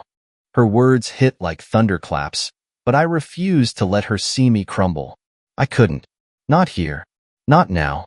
You're unbelievable, I spat, my voice low and sharp. After everything I've done for you, this is how you repay me? By sneaking around with your boss? Madison rolled her eyes, a gesture so dismissive it nearly broke me. Oh, don't act like you're some saint, Jason. You're boring. Predictable. Do you know how exhausting it is to come home to someone who's stuck in the same routine day after day? Ethan, on the other hand. Stop. I cut her off, my voice rising. I don't want to hear another word about him. She raised an eyebrow, a twisted smile forming on her lips. Why not? Does it hurt? Good. Maybe now you'll finally wake up and realize you were never enough for someone like me. I took a step back, struggling to breathe under the weight of her cruelty. This wasn't just betrayal. It was annihilation. She wasn't trying to justify her actions. She was reveling in them, enjoying the destruction she was causing. But as the anger boiled inside me, something else began to surface. Clarity. I realized I had two choices. I could let her words destroy me, or I could use them to fuel what came next. You're a coward, I said, my voice steady now. Too weak to admit your own failures, so you lash out at me to justify your actions. But let me tell you something, Madison. You and Ethan, you deserve each other. Two snakes slithering around in the dark, feeding off each other's toxicity. But don't think for 1 second that I'm going to just sit back and let you walk all over me. Madison laughed, a cold, hollow sound that sent a chill through my spine. Oh, Jason, you're not going to do anything. You don't have it in you. That's why this is so easy for me, because you'll always be the nice guy who lets everyone step on him. Her words stung, but they also lit a fire inside me, a fire I hadn't felt in years. I straightened my back, my jaw tightening. You'll regret underestimating me, I said, my voice low and firm. Madison's smile faltered for a brief moment, but she quickly recovered, brushing past me as though I were nothing more than an inconvenience. We'll see about that, she said over her shoulder, her heels clicking against the polished floor as she disappeared back into the party. I stood there for a moment, trying to collect myself. The humiliation, the rage, the heartbreak. It was all too much. But then I remembered something Ethan had said. Resist me, and I'll leave you with nothing. What did he mean by that? What power did he think he had over me? As much as I hated him, I couldn't ignore the warning in his voice. This wasn't just about Madison cheating. This was about control, and I needed to figure out what he was planning. I pulled out my phone, my hands shaking as I scrolled through Madison's messages. She had been careless lately, leaving her phone unattended, assuming I wasn't paying attention. And now, that carelessness was going to cost her. It didn't take long to find what I was looking for. A series of texts between Madison and Ethan, their messages laced with the kind of arrogance that made my blood boil. Ethan, can't wait to see you tonight. Make sure Jason stays out of the way. Madison, don't worry. He's clueless, as always. Ethan, good. The less he knows, the better. We can't afford for him to screw this up. What the hell were they planning? It was more than just an affair. There was something bigger at play, something they didn't want me to know about. And that's when it hit me. Ethan wasn't just after Madison. He was after me. I scrolled further, piecing together their plan. Madison had been funneling money from our joint account into a separate one, transferring small amounts over time to avoid suspicion. And Ethan? He was the mastermind behind it all, using Madison to bleed me dry. My heart raced as I realized the extent of their betrayal. This wasn't just about love or lust. This was calculated, deliberate destruction. They wanted to ruin me, to leave me with nothing. But they had underestimated me. Ethan thought I was weak, and Madison thought I was blind. But they were wrong. Dead wrong. I put my phone away, my mind racing with ideas. If they wanted a fight, they were going to get one. But I wasn't going to play by their rules. No, I was going to turn the tables, and I was going to make them regret every single moment of this betrayal. This wasn't over. Not by a long shot. I left the party early, my mind a storm of fury and determination. The betrayal was raw, but I couldn't afford to dwell on it. Madison and Ethan were scheming, and if I let my emotions take over, they'd win. No, I needed to outthink them. This wasn't just about revenge, it was about survival. As I drove home, I replayed everything Ethan had said. His smug tone, his audacity to approach me in public, the way he flaunted his control over Madison and, by extension, over me. The arrogance of it burned like acid in my veins. He thought he'd cornered me, that I was powerless. But if there's one thing I've learned, it's that people like Ethan always underestimate the quiet ones. Once home, I poured myself a stiff drink and sat down with my laptop. If they were siphoning money from me, I needed to see the full extent of it. Logging into my bank account, I combed through the transactions. Madison had been transferring small amounts to a new account for over a year. Individually, they were subtle, just a couple $100s here and there. But added up, it was tens of thousands. Tens of thousands. My hands gripped the edge of the desk as the realization settled over me. Madison wasn't just unfaithful, she was a thief. She had been methodically stripping me of everything I'd worked for, and I hadn't even noticed. But now, I had evidence. Cold, hard proof of her betrayal. It wasn't just emotional anymore. It was financial, and that gave me leverage. I spent the next few hours gathering everything I could. Screenshots of the transfers, copies of their texts from her phone, records of her strange expenses that never made sense to me until now. A paper trail of lies. If they wanted to play dirty, I was ready to match them. The next step was figuring out their endgame. What did they want? Why go to such lengths? I decided to start with Madison's phone. It was a risk. If she caught me snooping, it could blow everything up before I was ready. But I needed answers. When she finally came home, well after midnight, she was tipsy and glowing with arrogance. "You left early," she said, her voice dripping with mock concern. "Are you okay?" I forced a smile. "Just wasn't feeling well," I said, my tone neutral. "But I'm fine now. How was the rest of the party?" She shrugged, kicking off her heels and heading to the kitchen for water. "Same as always. You didn't miss much." Her phone buzzed on the counter, and I glanced at the screen. Ethan's name flashed across it, along with a new message. "Miss you already. Can't wait for tomorrow." I clenched my jaw but said nothing. She picked up the phone, saw the message, and quickly locked the screen before giving me a fake smile. "Long day," she said, yawning dramatically. "I'm heading to bed." "Good night," I replied, watching her retreat to the bedroom. I waited until I heard the sound of her even breathing before making my move. Quietly, I crept into the bedroom and retrieved her phone from the nightstand. I'd memorized her passcode long ago. It was the same one she'd been using for years. As I scrolled through her messages, my heart pounded in my chest. There were more texts with Ethan, each more disgusting than the last. They talked about their future, about how they'd celebrate once I was out of the picture. But then I found something that made my blood run cold.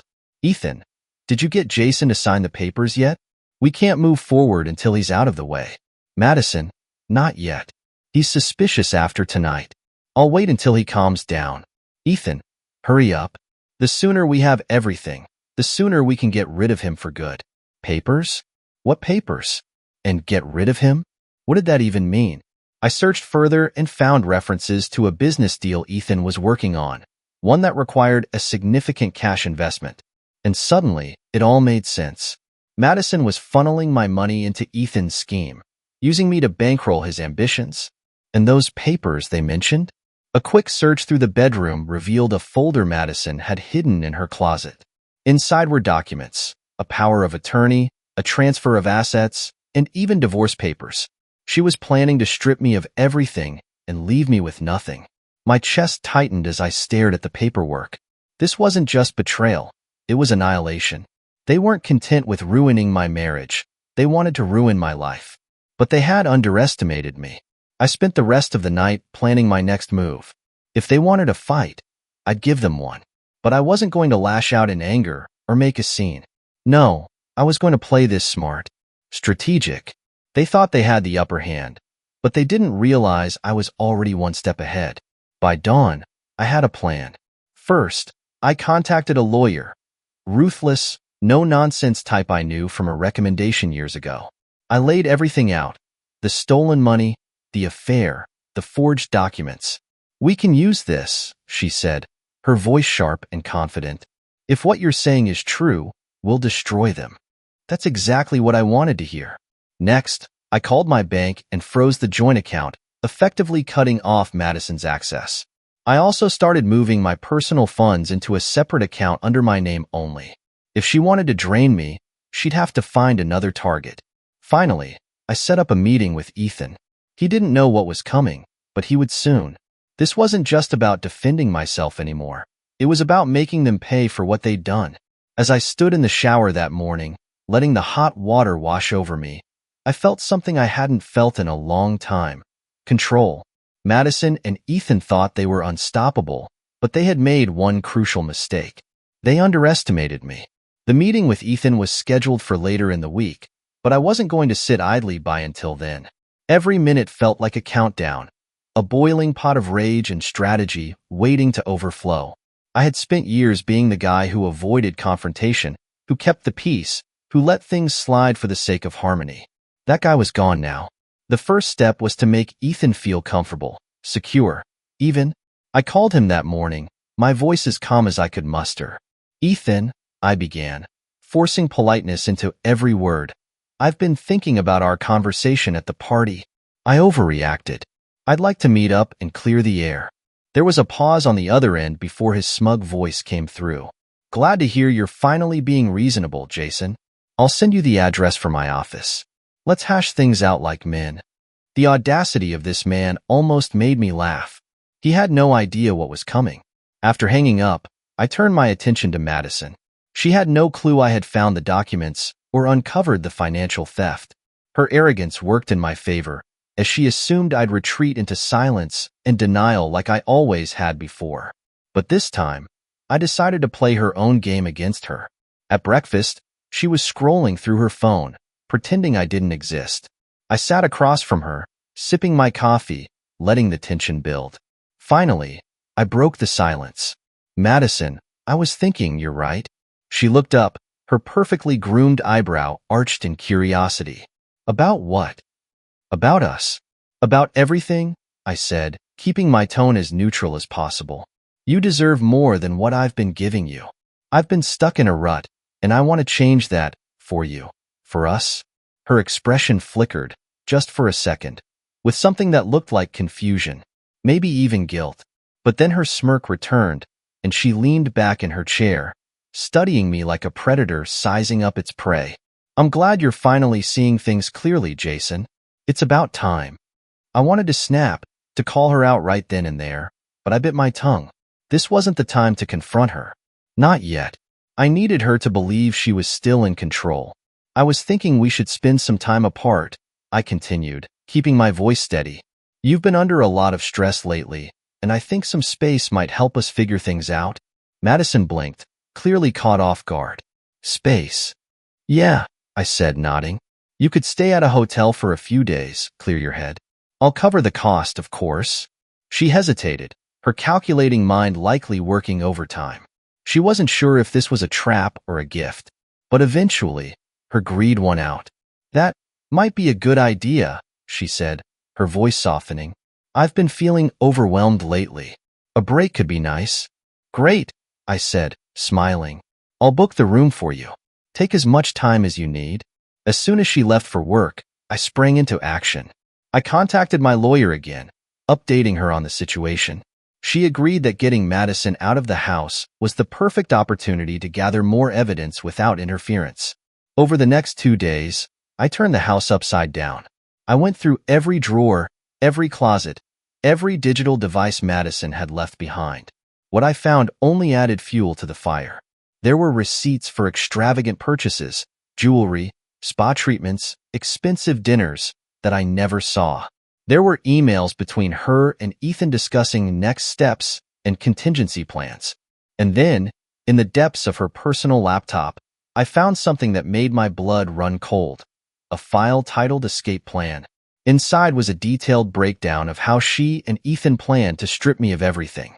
The forged documents, the siphoned funds, even a timeline for when she would serve me divorce papers. But the worst part? There was a section labeled Psychological Manipulation, where they had outlined ways to gaslight me into signing over my assets without question. I slammed the laptop shut, my hands trembling with rage. This wasn't just betrayal, it was warfare. But now, I had all the ammunition I needed. The morning of my meeting with Ethan, I was calm. Too calm. Madison had stayed out of the house since our break, and she had no idea what I was planning. I dressed sharply, making sure I looked every bit the confident man Ethan thought he had broken. When I arrived at his office, he greeted me with that same smug grin I'd come to hate. "Jason," he said, clapping me on the shoulder. "Glad you came. Let's talk." I followed him into his sleek, modern office, the kind of place designed to intimidate. He poured himself a drink and offered me one, but I declined. I wanted to keep my head clear. "So," he began, leaning back in his leather chair, "I assume you've come to terms with reality. Madison and I are moving forward, and it's best if you step aside gracefully. We can make this easy, or we can make it hard. Your choice." I smiled, a genuine, confident smile that made his own falter for a split second. "Oh, I've come to terms with reality, Ethan, but I think you're going to find this harder than you expected." I pulled out a folder from my bag and slid it across the desk. "This," I said, "is a full account of everything you and Madison have been doing behind my back. The financial theft, the forgery, the texts, it's all here. And I've already shared it with my lawyer." Ethan's face darkened as he opened the folder, his arrogant demeanor crumbling with each page he turned. "You underestimated me," I said, my voice steady and calm. "You thought I'd just roll over and let you destroy me. But here's the thing. You made a mistake.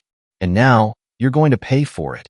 Ethan's face was a mask of disbelief as he stared at the evidence in front of him. His fingers trembled slightly as he flipped through the pages, his smirk nowhere to be found now. For the first time, he wasn't in control, and he knew it. "What is this?" he finally muttered, his voice shaky. "You think this is enough to stop me?" I leaned back in my chair, folding my arms. "Oh, I don't think, Ethan, I know. You see, the financial theft alone is enough to get you both locked up. Madison might have thought she was clever, siphoning money in small amounts, but guess what? Banks love patterns, and they love exposing fraud. And as for you," I gestured toward the section of documents highlighting his own texts and emails. "Let's just say you've left a very messy trail." He glared at me, but I could see the fear creeping into his expression. "You think you're smart, don't you?" he sneered, though his voice lacked its usual confidence. "This doesn't prove anything. It's circumstantial at best." I smiled, my calm demeanor only rattling him further. "You really don't get it, do you? This is just the beginning. I've already sent copies of everything to my lawyer, my bank, and, oh, this is the fun part, A few key people in your company's HR department. You think you're untouchable because you're the boss? Think again. Once they see this, you'll be lucky if you leave with a severance package. His jaw tightened, and I could see the wheels turning in his head. He was calculating, scrambling for a way out. So what do you want, Jason? He finally asked, his voice low and seething. What's your play here? I leaned forward, locking eyes with him. My play is simple. You're going to cut ties with Madison. No more communication, no more scheming. You're going to let her deal with the fallout of her actions alone.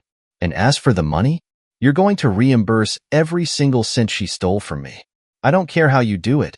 Sell your car, liquidate your assets, beg your investors. But you will pay me back. He laughed bitterly, shaking his head. And if I don't? I pulled out my phone and tapped the screen. If you don't, this recording of our conversation, combined with the evidence I've already gathered, goes straight to the police. And trust me, Ethan, embezzlement and fraud aren't exactly things that go unnoticed in your line of work. His eyes widened as he realized I had been recording him the entire time. He opened his mouth to protest, but I cut him off. Don't even think about trying to weasel your way out of this. You've spent years manipulating people, using their weaknesses against them. But this time, you picked the wrong guy. Ethan leaned back in his chair, his confidence shattered. He was cornered, and he knew it. For a moment, the room was silent except for the faint hum of the air conditioning. Then, finally, he sighed. Fine, I'll pay you back. But Madison, she's not going to just let this go. I stood up, towering over him as I stared him down. That's not your problem anymore. She made her choice, and now she's going to live with it. And if she tries to come after me, well, let's just say she won't like what happens next. I turned and walked out of his office, leaving him to stew in his defeat. As the elevator doors closed behind me, I felt a strange sense of relief. This wasn't over yet, far from it. But I had taken the first step in reclaiming control of my life. When I got home, I found Madison waiting for me in the living room, her arms crossed and her expression icy. Where were you? She demanded, her voice sharp. Meeting with Ethan, I replied casually, setting my bag down and pouring myself a glass of water. Her eyes narrowed. What do you mean, meeting with Ethan? What did you say to him? I turned to face her, my expression calm but firm. I told him the truth, that I know everything. About the money, the affair, the plans to ruin me. All of it. Her face went pale, but she quickly recovered, crossing her arms tighter. You had no right. I had every right, I snapped, cutting her off. You betrayed me, Madison. You lied to me, stole from me, and tried to destroy me. And now, you're going to deal with the consequences. She opened her mouth to argue, but I held up a hand to stop her. Save it. I don't want to hear your excuses. You and Ethan underestimated me, and now it's going to cost you both. Madison's eyes flashed with anger, but she said nothing. For the first time in years, she didn't have the upper hand, and it showed. She was cornered, just like Ethan, and there was no way out. I picked up the folder of evidence and held it out to her. Take a good look at this. It's everything I've gathered against you. And if you try to fight me on this, I'll use it. Don't test me, Madison. You'll lose. Her hands trembled as she took the folder, flipping through the pages. For a moment, I thought I saw tears in her eyes, but I couldn't bring myself to care. She had made her choice, and now she had to live with it. As I walked out of the room, I felt a sense of closure. This wasn't the end, but it was the beginning of the end. Madison and Ethan had thought they could destroy me, but they were wrong. They didn't realize I wasn't just fighting for my dignity, I was fighting for my life. The next morning, I woke up to find Madison already gone. Her car was missing from the driveway, and the house was eerily silent. A part of me wondered if she had run off to Ethan, desperate to salvage what little power they had left. But deep down, I knew Madison too well. She wasn't the type to surrender easily. I checked my phone and, sure enough, there were messages from her. Long, dramatic paragraphs filled with every manipulative tactic in the book. Madison, Jason, I can't believe you're doing this to me. I was frustrated, lonely, and you pushed me into Ethan's arms. This is as much your fault as it is mine. But I love you, And I know we can fix this if you just stop being so stubborn. Madison, don't ruin us because of one mistake. Think about everything we've been through. Please, Jason, let's talk. Madison, if you go through with this, you'll regret it. I promise you. Her desperation was almost laughable, but it didn't distract me from my goal. I knew this was her attempt to regain control, to make me second-guess myself. But there was no going back. Not after everything I'd uncovered. I spent the day preparing for the next steps. My lawyer and I were working on freezing more of Madison's assets and filing the necessary documents to protect myself financially. Meanwhile, I kept a close eye on my surroundings, knowing Madison wouldn't just let things play out quietly. That evening, as I was finishing dinner, I heard the unmistakable sound of her car pulling into the driveway. A storm was brewing, both outside, with heavy rain beginning to pound against the windows, and inside, with the tension rising to unbearable levels. The front door slammed open, and Madison walked in, her face a mix of anger and desperation. She was soaked from the rain, her hair plastered to her face, but she didn't care. Her eyes locked onto mine, and I knew she was ready for a fight. Jason, she started, her voice sharp and filled with venom.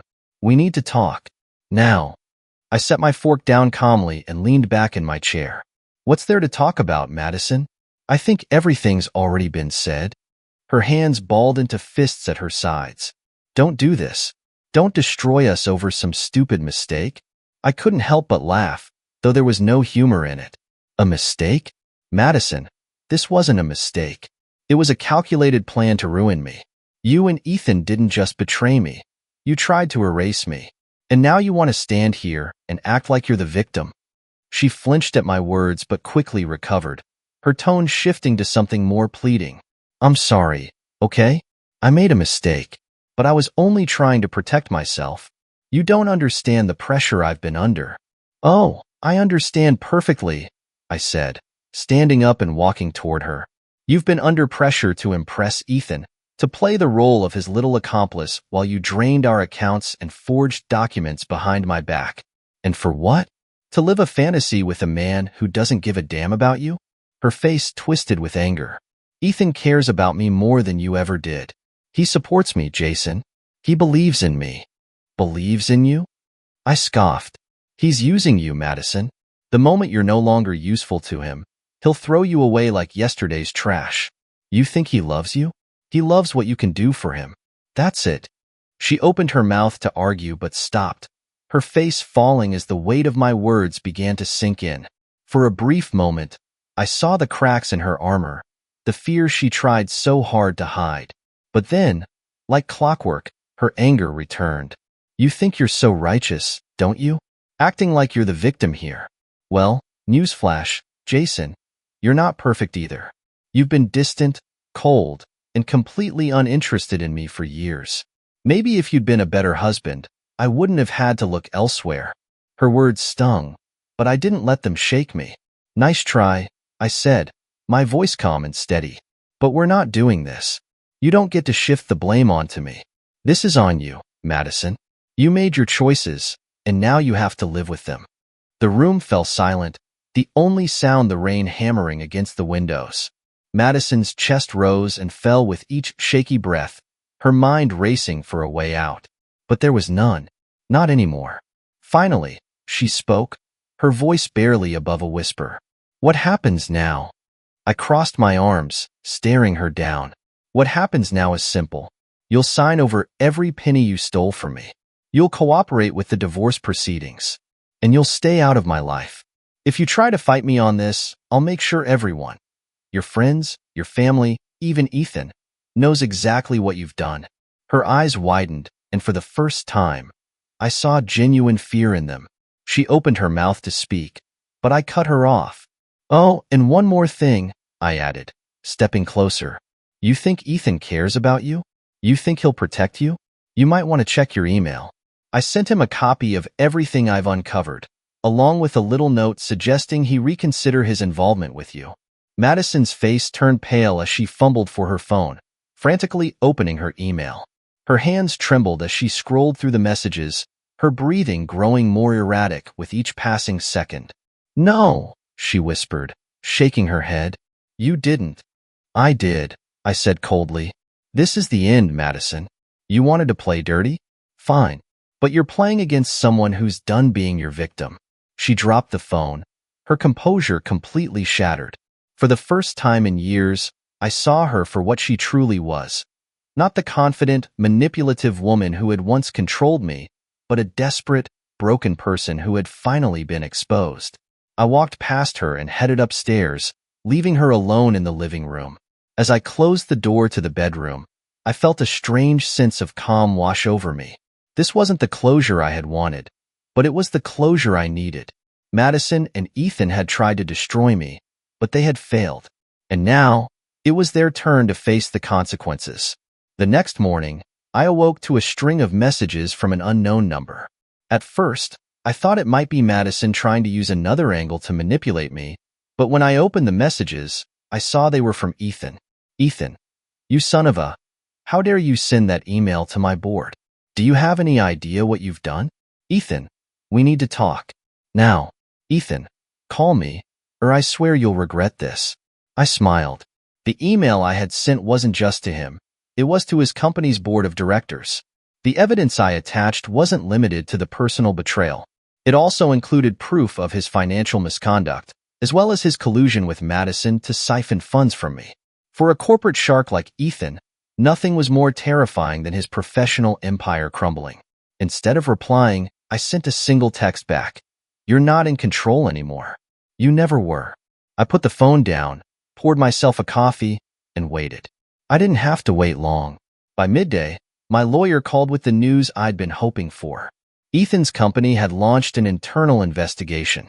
The board had frozen his accounts and placed him on administrative leave pending a full review. In short, he was finished. But the cherry on top came in the form of Madison. I knew she'd run to him once she realized her safety net, me, was gone. What I hadn't anticipated was how quickly their alliance would implode. That evening, I got a call from an unknown number. I almost didn't answer, but curiosity got the better of me. Jason, Madison's frantic voice came through the line. You need to stop this. Please, you've made your point. I stayed silent, letting her squirm in the uncomfortable silence. Ethan's furious, she continued, her voice breaking. He's blaming me for everything. He says I ruined him. He's threatening to cut me off completely. My jaw tightened, but I forced myself to remain calm. So, he's abandoning you? Shocking. Who could have seen that coming? Jason, please, she pleaded, her tone desperate. I know I messed up, but you can't destroy both of us like this. Ethan's talking about suing me for slander, for God knows what. I'm scared. I laughed bitterly. You're scared? That's rich, Madison. Were you scared when you were plotting to destroy me? When you were sneaking around, stealing my money, forging documents? No, you weren't. You were confident. You were untouchable. And now you want my sympathy? Her silence spoke volumes. I told you this would happen, I continued, my voice cold. I warned you that Ethan would toss you aside the moment you became a liability. But you didn't listen. You thought you were invincible. Jason, she whispered, barely audible. I don't know what to do. Here's what you do, I said sharply. You sign the divorce papers. You cooperate with the financial recovery process. And then you disappear from my life. Because if you don't, Madison, I will make sure you lose everything. Do you understand me? Her shaky breath was the only response I needed. Without another word, I hung up. The following day, I received confirmation from my lawyer that Madison had agreed to my terms. She signed the papers, relinquished her claim to any of my remaining assets, and provided access to the funds she had siphoned away. It wasn't the full amount, some of it was long gone, but it was enough to ensure I could rebuild. Ethan, however, wasn't so lucky. News of his misdeeds had spread like wildfire through his company, and the media caught wind of it soon after. His name was splashed across headlines, his reputation in tatters. And Madison? She was nowhere to be found in the fallout. Likely, she had realized Ethan was no longer a viable lifeline and disappeared to lick her wounds. Despite everything, I wasn't satisfied yet. There was still one last piece to the puzzle: closure. I arranged one final meeting with Ethan. This time, it was on my terms, in a neutral public setting, a quiet coffee shop where he couldn't cause a scene. When he arrived, he looked like a shadow of the man he had been. The tailored suits, the smug grin, the air of invincibility, all gone.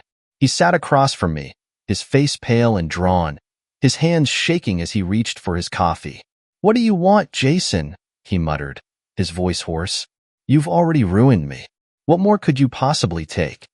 I leaned back in my chair, studying him for a moment. "I don't want anything from you, Ethan. Not anymore. I just wanted you to understand something." He raised an eyebrow, his expression wary. "You thought you were untouchable," I said calmly. "You thought you could take whatever you wanted, destroy whoever you wanted, and walk away without consequences. But now you see the truth. People like you aren't invincible. You're just as fragile as the rest of us." He scoffed, shaking his head. "Is that supposed to make me feel better?" "No," I replied. "It's supposed to make you think. Because the next time you try to ruin someone's life, you might want to remember this moment. And if you don't, well, I'll make sure the world remembers it for you." Ethan stared at me, his eyes filled with equal parts hatred and defeat. He didn't respond, and I didn't wait for him to. I stood up, threw a few bills on the table for my coffee, and walked out without looking back. As I stepped outside, the cool evening air hit my face, and for the first time in months, I felt truly free. Madison and Ethan had tried to break me, to destroy everything I had built, but they had failed. And now, they were the ones left in ruins. This wasn't just revenge, it was justice. And it felt damn good. The weeks that followed were a whirlwind. Ethan's downfall became the talk of the town, his name synonymous with scandal and failure. The media ran with the story, dissecting every detail of his misdeeds. His company ousted him completely, replacing him with an interim CEO who wasted no time severing all ties to Ethan's shady deals. His reputation, his power, and his carefully curated life were gone in an instant. Madison, on the other hand, faded into obscurity. She disappeared after our final confrontation, likely trying to escape the chaos she had helped create. I didn't care where she went or what she did. She was no longer my problem.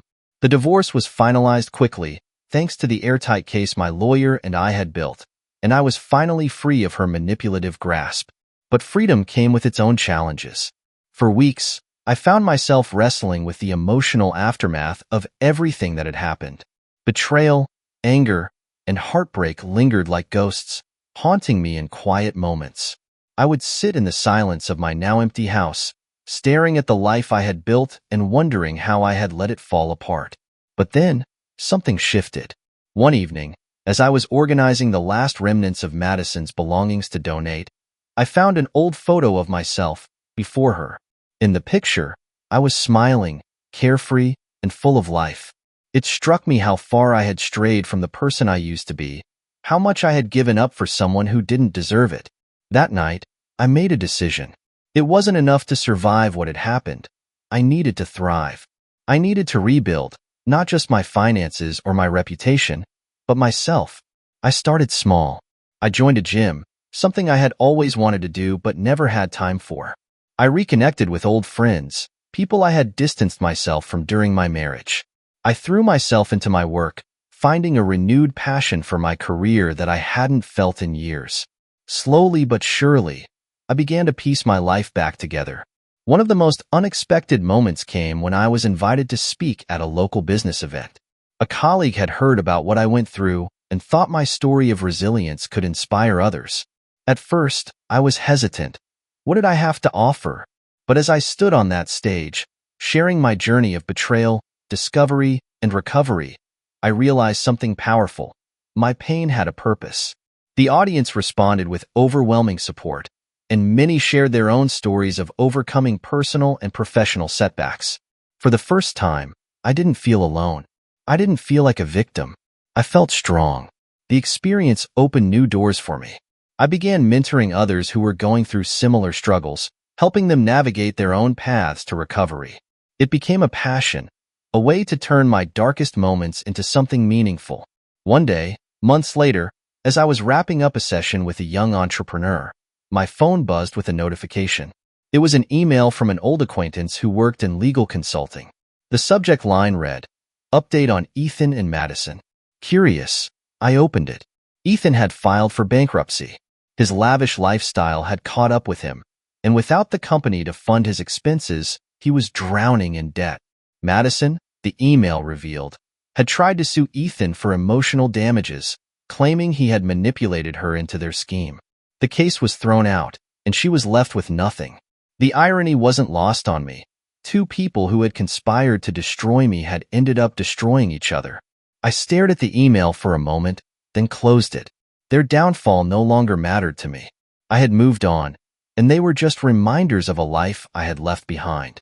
As I walked out of my office that evening, the city lights glowing softly in the distance, I felt a sense of peace I hadn't known in years. The scars of what had happened would always be there, but they no longer defined me. I had taken back control of my life, and for the first time in a long time, I was excited for what the future held. This wasn't just the end of their story, it was the beginning of mine. You ever hear someone laugh and realize it's the sound of your whole world shattering? That's how it started for me. I was sitting on the worn leather couch in our living room, still in my work boots, dust from the job site clinging to my jeans. I was tired, dead tired, but happy to be home. I thought she'd be waiting for me like before, maybe curled up with a glass of wine, pretending not to miss me.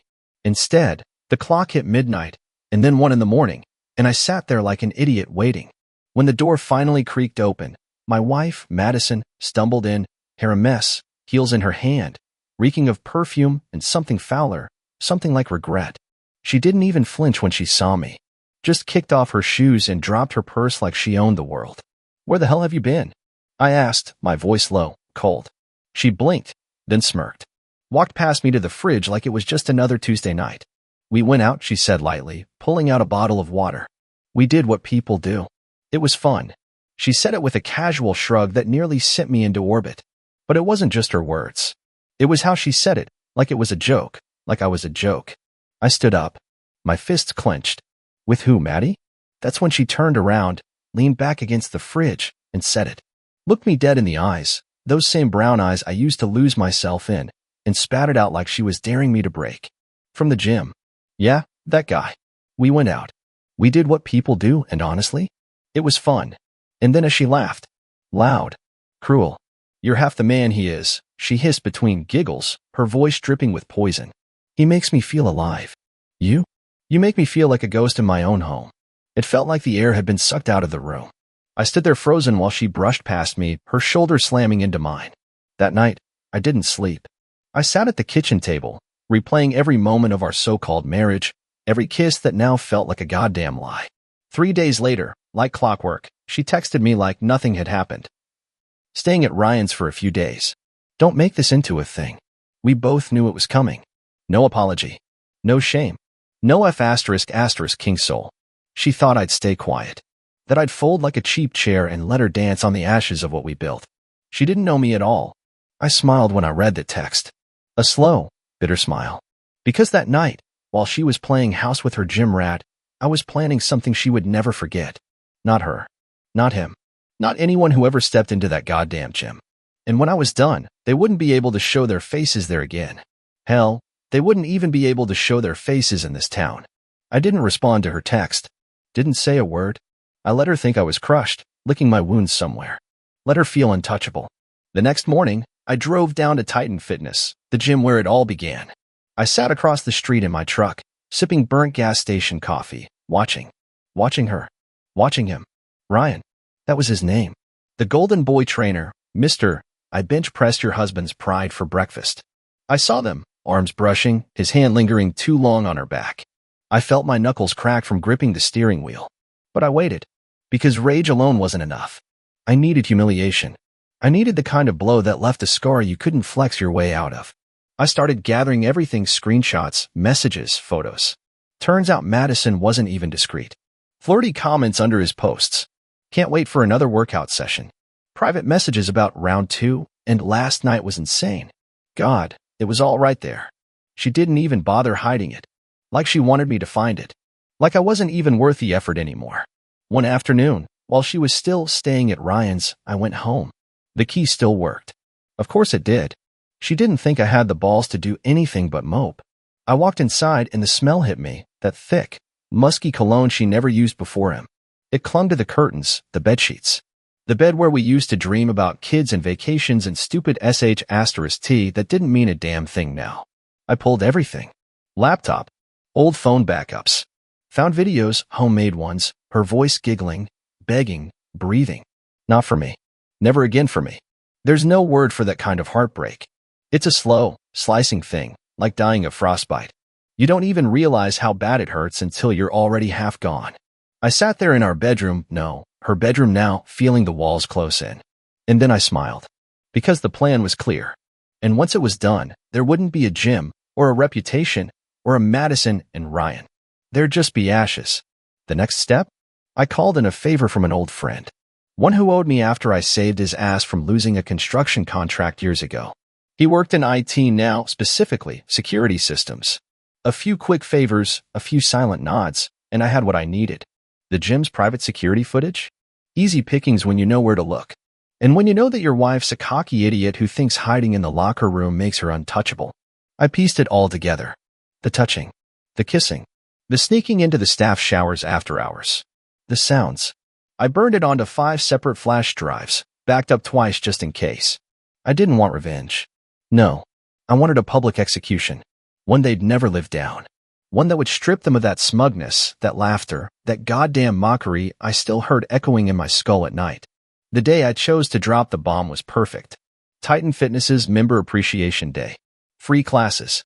Balloons. Crowds. Perfect stage. Perfect witnesses. Perfect endgame. All I had to do was show up, smile, and blow the whole King circus apart. The parking lot was full by the time I pulled up.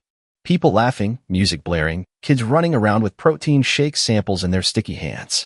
I walked in calm, almost detached, flash drive burning a hole in my pocket. Everywhere I looked, smiles. High fives. Compliments about family atmosphere. If only they knew what went on behind those locker room doors. Ryan stood near the entrance, that fake, gym rat grin plastered across his face, flexing for the moms. And there she was too, Madison, wearing tight leggings and a smug smile, acting like she was queen of the damn parade. She didn't see me yet. Good. I went straight to the manager's table, where they were running a slideshow of gym events on a giant screen. Charity events. Transformation photos. All that PR bullshit. I tapped the manager on the shoulder, Brian, I think his name was, and said, "Hey man, big fan of the gym. Got a cool highlight reel for your slideshow. Thought you might want it for the event." He was busy, stressed, probably hadn't slept in days trying to make this circus look polished. He barely looked at me. Yeah, sure. Just plug it in over there. Thanks, bro. I smiled and handed him the drive. He popped it in without even checking it. Just dragged the file into the playlist. And then I waited. Arms folded. Heart hammering. It took about 5 minutes. 5 minutes of fake charity smiles and selfies before the screen flickered. The first video started slow, grainy footage of the gym showers. 2 figures. A woman, laughing. A man, pressing her against the wall. At first, people didn't get it. Some looked confused. Then someone gasped. Someone else let out a low, disgusted whistle. And then Madison's laugh, her unmistakable little giggle, echoed through the speakers. The room turned electric. Heads whipped around. Voices rose. Is that Madison? Wait, that's Ryan. Oh my God. Madison was frozen mid-stride, horror painted across her perfect little face. Ryan turned a shade of green the first didn't even know existed. He bolted for the screen, shouting something, but it was too late. The footage rolled on, other clips, other angles. Kissing. Whispers. Movements. Shameless. The crowd erupted into chaos. Parents covering their kids' eyes. Members shouting. Phones coming out, recording everything. I didn't say a word. Didn't have to. Their own actions were the fireworks. I just lit the match. Madison spun around finally and spotted me. The way her face twisted, rage, fear, hate, it was almost beautiful. She stormed toward me, finger jabbing the air. You did this. She screamed, her voice cracking in front of everyone. I shrugged. Loud enough for everyone nearby to hear. I said, you did this. I just pressed play. Ryan tried to play hero, grabbing my arm. Big mistake. I swung without thinking, without caring, and dropped him right there onto the protein shake samples. The place exploded. People screaming, rushing for the door, gym staff scrambling to pull us apart. I didn't fight back. Didn't need to. I had already won. Madison stood over Ryan's crumpled form, sobbing now, mascara running down her face like some tragic soap opera character. And for the first time in a long, long time, I felt nothing. Not love. Not hate. Just peace. I turned and walked out. Didn't look back. Didn't need to. The war was over. And I'd burned every bridge behind me without a second thought. I didn't hear from Madison for 2 days after the gym meltdown. Not a call. Not a text. Nothing. Honestly, I thought she might have finally gotten the message that her little reign was over. That I wasn't the same idiot she thought she married. But on the third day, around midnight, the knocking started. Soft at first. Then harder, faster, like a desperate animal clawing at the door. I stood in the hallway, arms crossed, just listening. Her voice broke through the wood, shrill and cracked. Open the door. Dylan. We need to talk. I almost laughed. Talk? Now she wanted to talk? I waited until the knocking slowed, her head probably leaning against the door now, mascara smudged from whatever crocodile tears she forced out. Then I opened it. Just a crack. Just enough for her to see my face. She looked like hell, hoodie thrown over greasy hair, cheap sunglasses hiding puffy eyes, her once perfect nails bitten down to the quick. Pathetic. Not even worth hating anymore. I messed up, she breathed, trying to push the door wider. I didn't let her. No sh*T, I said, cold and flat. She winced like I hit her. Good. Let it sting. I was confused, she started, her voice wobbling. I didn't mean for it to go that far with Ryan. It just happened. We were both lonely. You were always working it. I barked a short, humorless laugh. Save it, Maddie. I saw the messages. The videos. You weren't lonely. You were bored. Big difference. Her jaw twitched. She wasn't used to me talking back. She was used to the doormat version of me.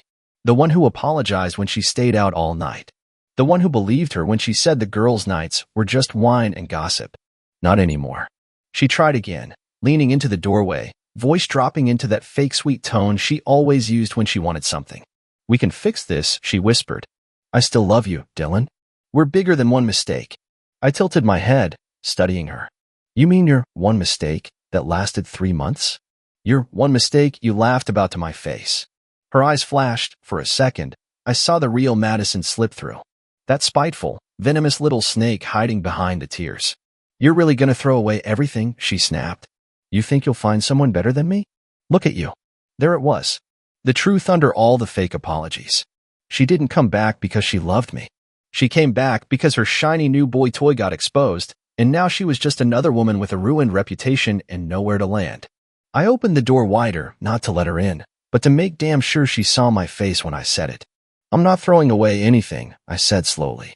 I'm taking out the trash. Then I slammed the door. Hard enough to rattle the frame. Hard enough to send a message. She screamed something through the wood, probably a curse, maybe a threat, but I didn't listen. I walked away. Didn't even look back. Somewhere deep down, the part of me that used to love her, the part that used to hope, finally died that night. And in its place, something stronger was born. Something colder. Something that didn't need her lies, her betrayal, her cheap little games. I didn't just lose a wife. I lost the last pieces of weakness I had. And for the first time in a long, long time, I wasn't scared of being alone anymore. A few days passed without a sound from Madison. I started thinking maybe, finally, she'd gotten it through her thick skull that she wasn't welcome anymore. Then I got the letter. Folded neatly in a pink envelope, sitting on my doorstep like some sick joke. The handwriting was hers, all loopy and innocent, like she was still the sweet girl I married. I almost didn't open it. Almost just tossed it straight into the trash where it belonged. But something in me needed to see just how low she could still crawl. Inside was a letter 5 pages long, drenched in fake apologies and even faker promises. She wrote about what we built together, about second chances, about how nobody's perfect. She said she was ready to fight for us, ready to be better, ready to make it up to me. Then came the kicker. Buried halfway through the 3rd page, like she thought I wouldn't notice it. I was thinking we could renew our vows, she wrote, and maybe you could help me out financially for a little while, until I get back on my feet. There it was. Not love. Not regret. Just a hand reaching back into my pocket. Just a parasite looking for a new host. I laughed out loud, right there on the front porch, while the neighbor across the street stared at me like I'd lost my mind. Maybe I had. Or maybe I'd finally found it. I didn't respond to her letter. Didn't call. Didn't text. Instead, I boxed up everything that still smelled like her clothes, her jewelry, her dumb little trinkets scattered around the house, and I dropped it all off at Ryan's place. Middle of the night. Right on his fancy new doorstep. I left a note taped to the top of the box.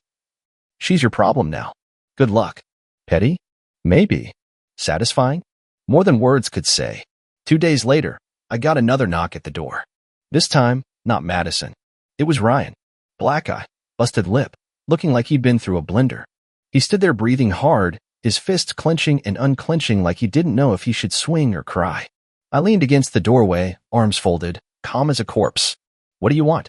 He wiped blood from his mouth and spat on my lawn. You ruined my life, man, he said, voice hoarse. I lost my job, my clients, my reputation. I raised an eyebrow. Good. You deserve worse. He took a step forward, chest puffed up, trying to intimidate me. I didn't move, didn't flinch. You think you're better than me? He snarled. You're just a washed-up loser whose wife got bored and upgraded. For a moment, I felt the old anger flare up in my chest. The urge to break his nose all over again. But then I looked at him, really looked at him, and all I saw was a broken, desperate boy playing tough guy. I smiled. Upgraded. I said quietly, Brother, you picked up my leftovers. And you're choking on them. He swung at me, wild, sloppy, desperate. I dodged easily and watched him stumble past me, almost falling onto the porch. Pathetic. I didn't even bother hitting him back. I just closed the door in his face and locked it. Through the window, I saw him standing there for a minute, breathing hard, fist shaking. Then he turned and limped back to his car, his tail tucked between his legs. Madison and Ryan, the queen and king of nothing. Burned. Broken. Beaten by their own hands. And me? I stood in the middle of my empty, silent house, breathing deep, feeling lighter than I had in years. They thought they'd bury me. They thought I'd beg. They thought I'd break. Instead, I buried them. A week passed before the next storm hit. Just when I thought Madison had finally crawled back into whatever hole she deserved, she proved me wrong again. It was a Saturday morning, bright and cold. I was out back fixing the fence when my phone buzzed. At first, I ignored it, but it kept going, over and over. Finally, I wiped the sweat from my hands and checked it. 20 missed calls. All from friends, coworkers, even my mother. And the texts. Jesus Christ. Bro, you good? Did you see what she posted? Man, you need to shut this down. My stomach twisted. I opened up Facebook, and there it was. Madison had made a public post. Not a private message. Not a quiet little apology. A full-blown, scorched earth manifesto. She wrote that I had been emotionally abusive, that I neglected her needs, that I drove her to find happiness elsewhere. She painted herself as the poor, lonely wife trapped in a loveless marriage with a cold, distant husband. She even threw in a few juicy lies, said I threatened her, said I stalked her, said I was unstable and dangerous. And then, cherry on top, she tagged Ryan, writing, "Thank you for showing me what real love feels like." My hands shook, not with fear, with rage. She wasn't just trying to save face. She was trying to bury me under her lies, turn me into the villain so she could walk away the victim. It should have destroyed me. It should have shattered everything I had left. But it didn't, because I had one last ace up my sleeve. See, Madison forgot something critical. She wasn't the only one who kept receipts. I pulled out my phone, opened my folder, the one labeled Madison's Greatest Hits. Screenshots, voice memos, security footage, every lie she told, every whisper behind my back, every disgusting thing she ever said about me when she thought I wasn't listening. I spent the next 2 hours uploading it all, piece by piece. Calm, surgical, precise. I didn't add commentary. I didn't rage or insult her. I just let the evidence speak for itself. Her DMs to Ryan, mocking me. Her texts bragging about breaking him little by little. Video clips of her laughing about how easy it was to make him think he mattered. The effect was immediate. People turned. Fast. Comments flooded her post. Wow, this didn't age well. Girl, you're trash. You deserve each other. She tried to delete her post. Tried to block people. Tried to spin it. But it was too late.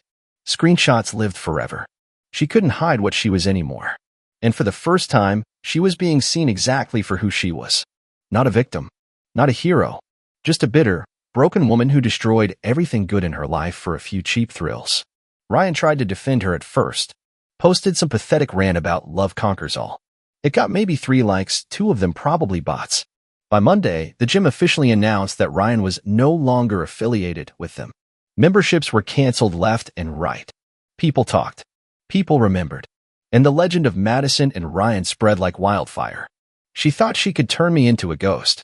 But in the end, she was the one who disappeared. It was almost funny how predictable she became once the walls closed in. 3 nights after the social media disaster, there she was again, standing on my porch. No knocking this time. Just standing there, arms wrapped around herself like she was the victim, like she didn't just light her own life on fire and then cry about the smoke. I opened the door slowly, leaned against the frame. She looked up at me with red, glassy eyes, lip trembling like a high school actress who missed the audition call. "Dylan," she whispered, her voice breaking like she thought it would hit me in the chest. I didn't know what else to do. "You were my everything." I messed up. I was scared. I didn't say a word, just watched her squirm under her own lies. She shifted her weight from foot to foot, searching for some crack to slip through.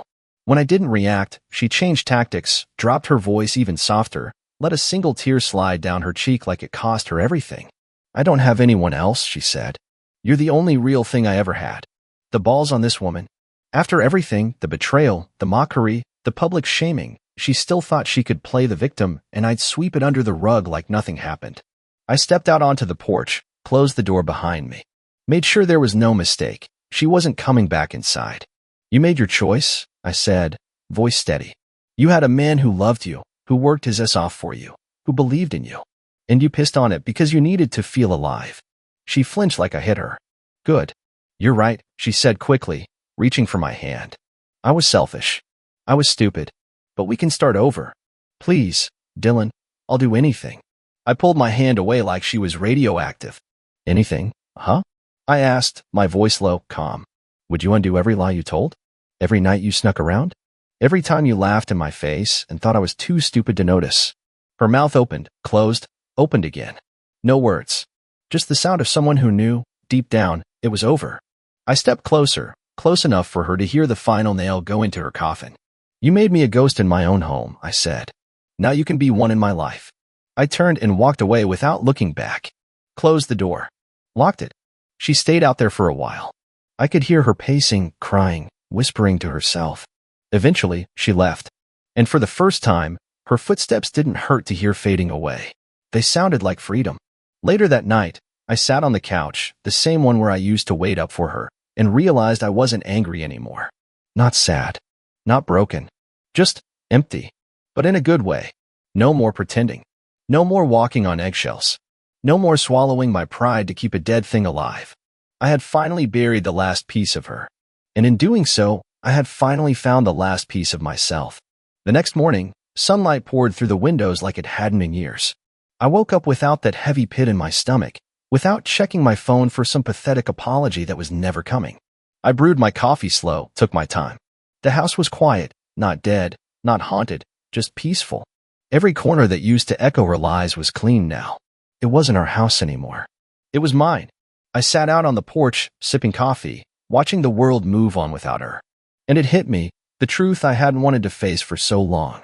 Madison had never been my partner. She had been my anchor, pulling me deeper, dragging me under, making me smaller every time I thought I was building something real.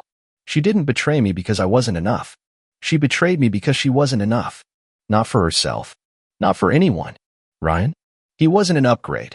He was just the next casualty in her war with her own emptiness. Let him have her. Let him rot with her. It wasn't my problem anymore. If you ask me then what I learned, I'd tell you this. If someone shows you they don't respect you, believe them the first time. Don't beg. Don't bargain. Don't light yourself on fire to keep them warm. Walk away. Even if it rips you apart. Even if your heart feels like it's screaming inside your chest. Because the pain of letting them go is nothing compared to the agony of holding on to someone who's already gone. I wasn't bitter. I wasn't broken. I was free. And the man Madison tried to destroy? He was gone too. But in his place, someone stronger stood up. Someone who would never, ever mistake love for loyalty again. I finished my coffee, leaned back in my chair, and smiled. A real smile this time. Not the tired, forced grin I wore for years. The world was still spinning. The sun was still rising. And me? I was just getting started.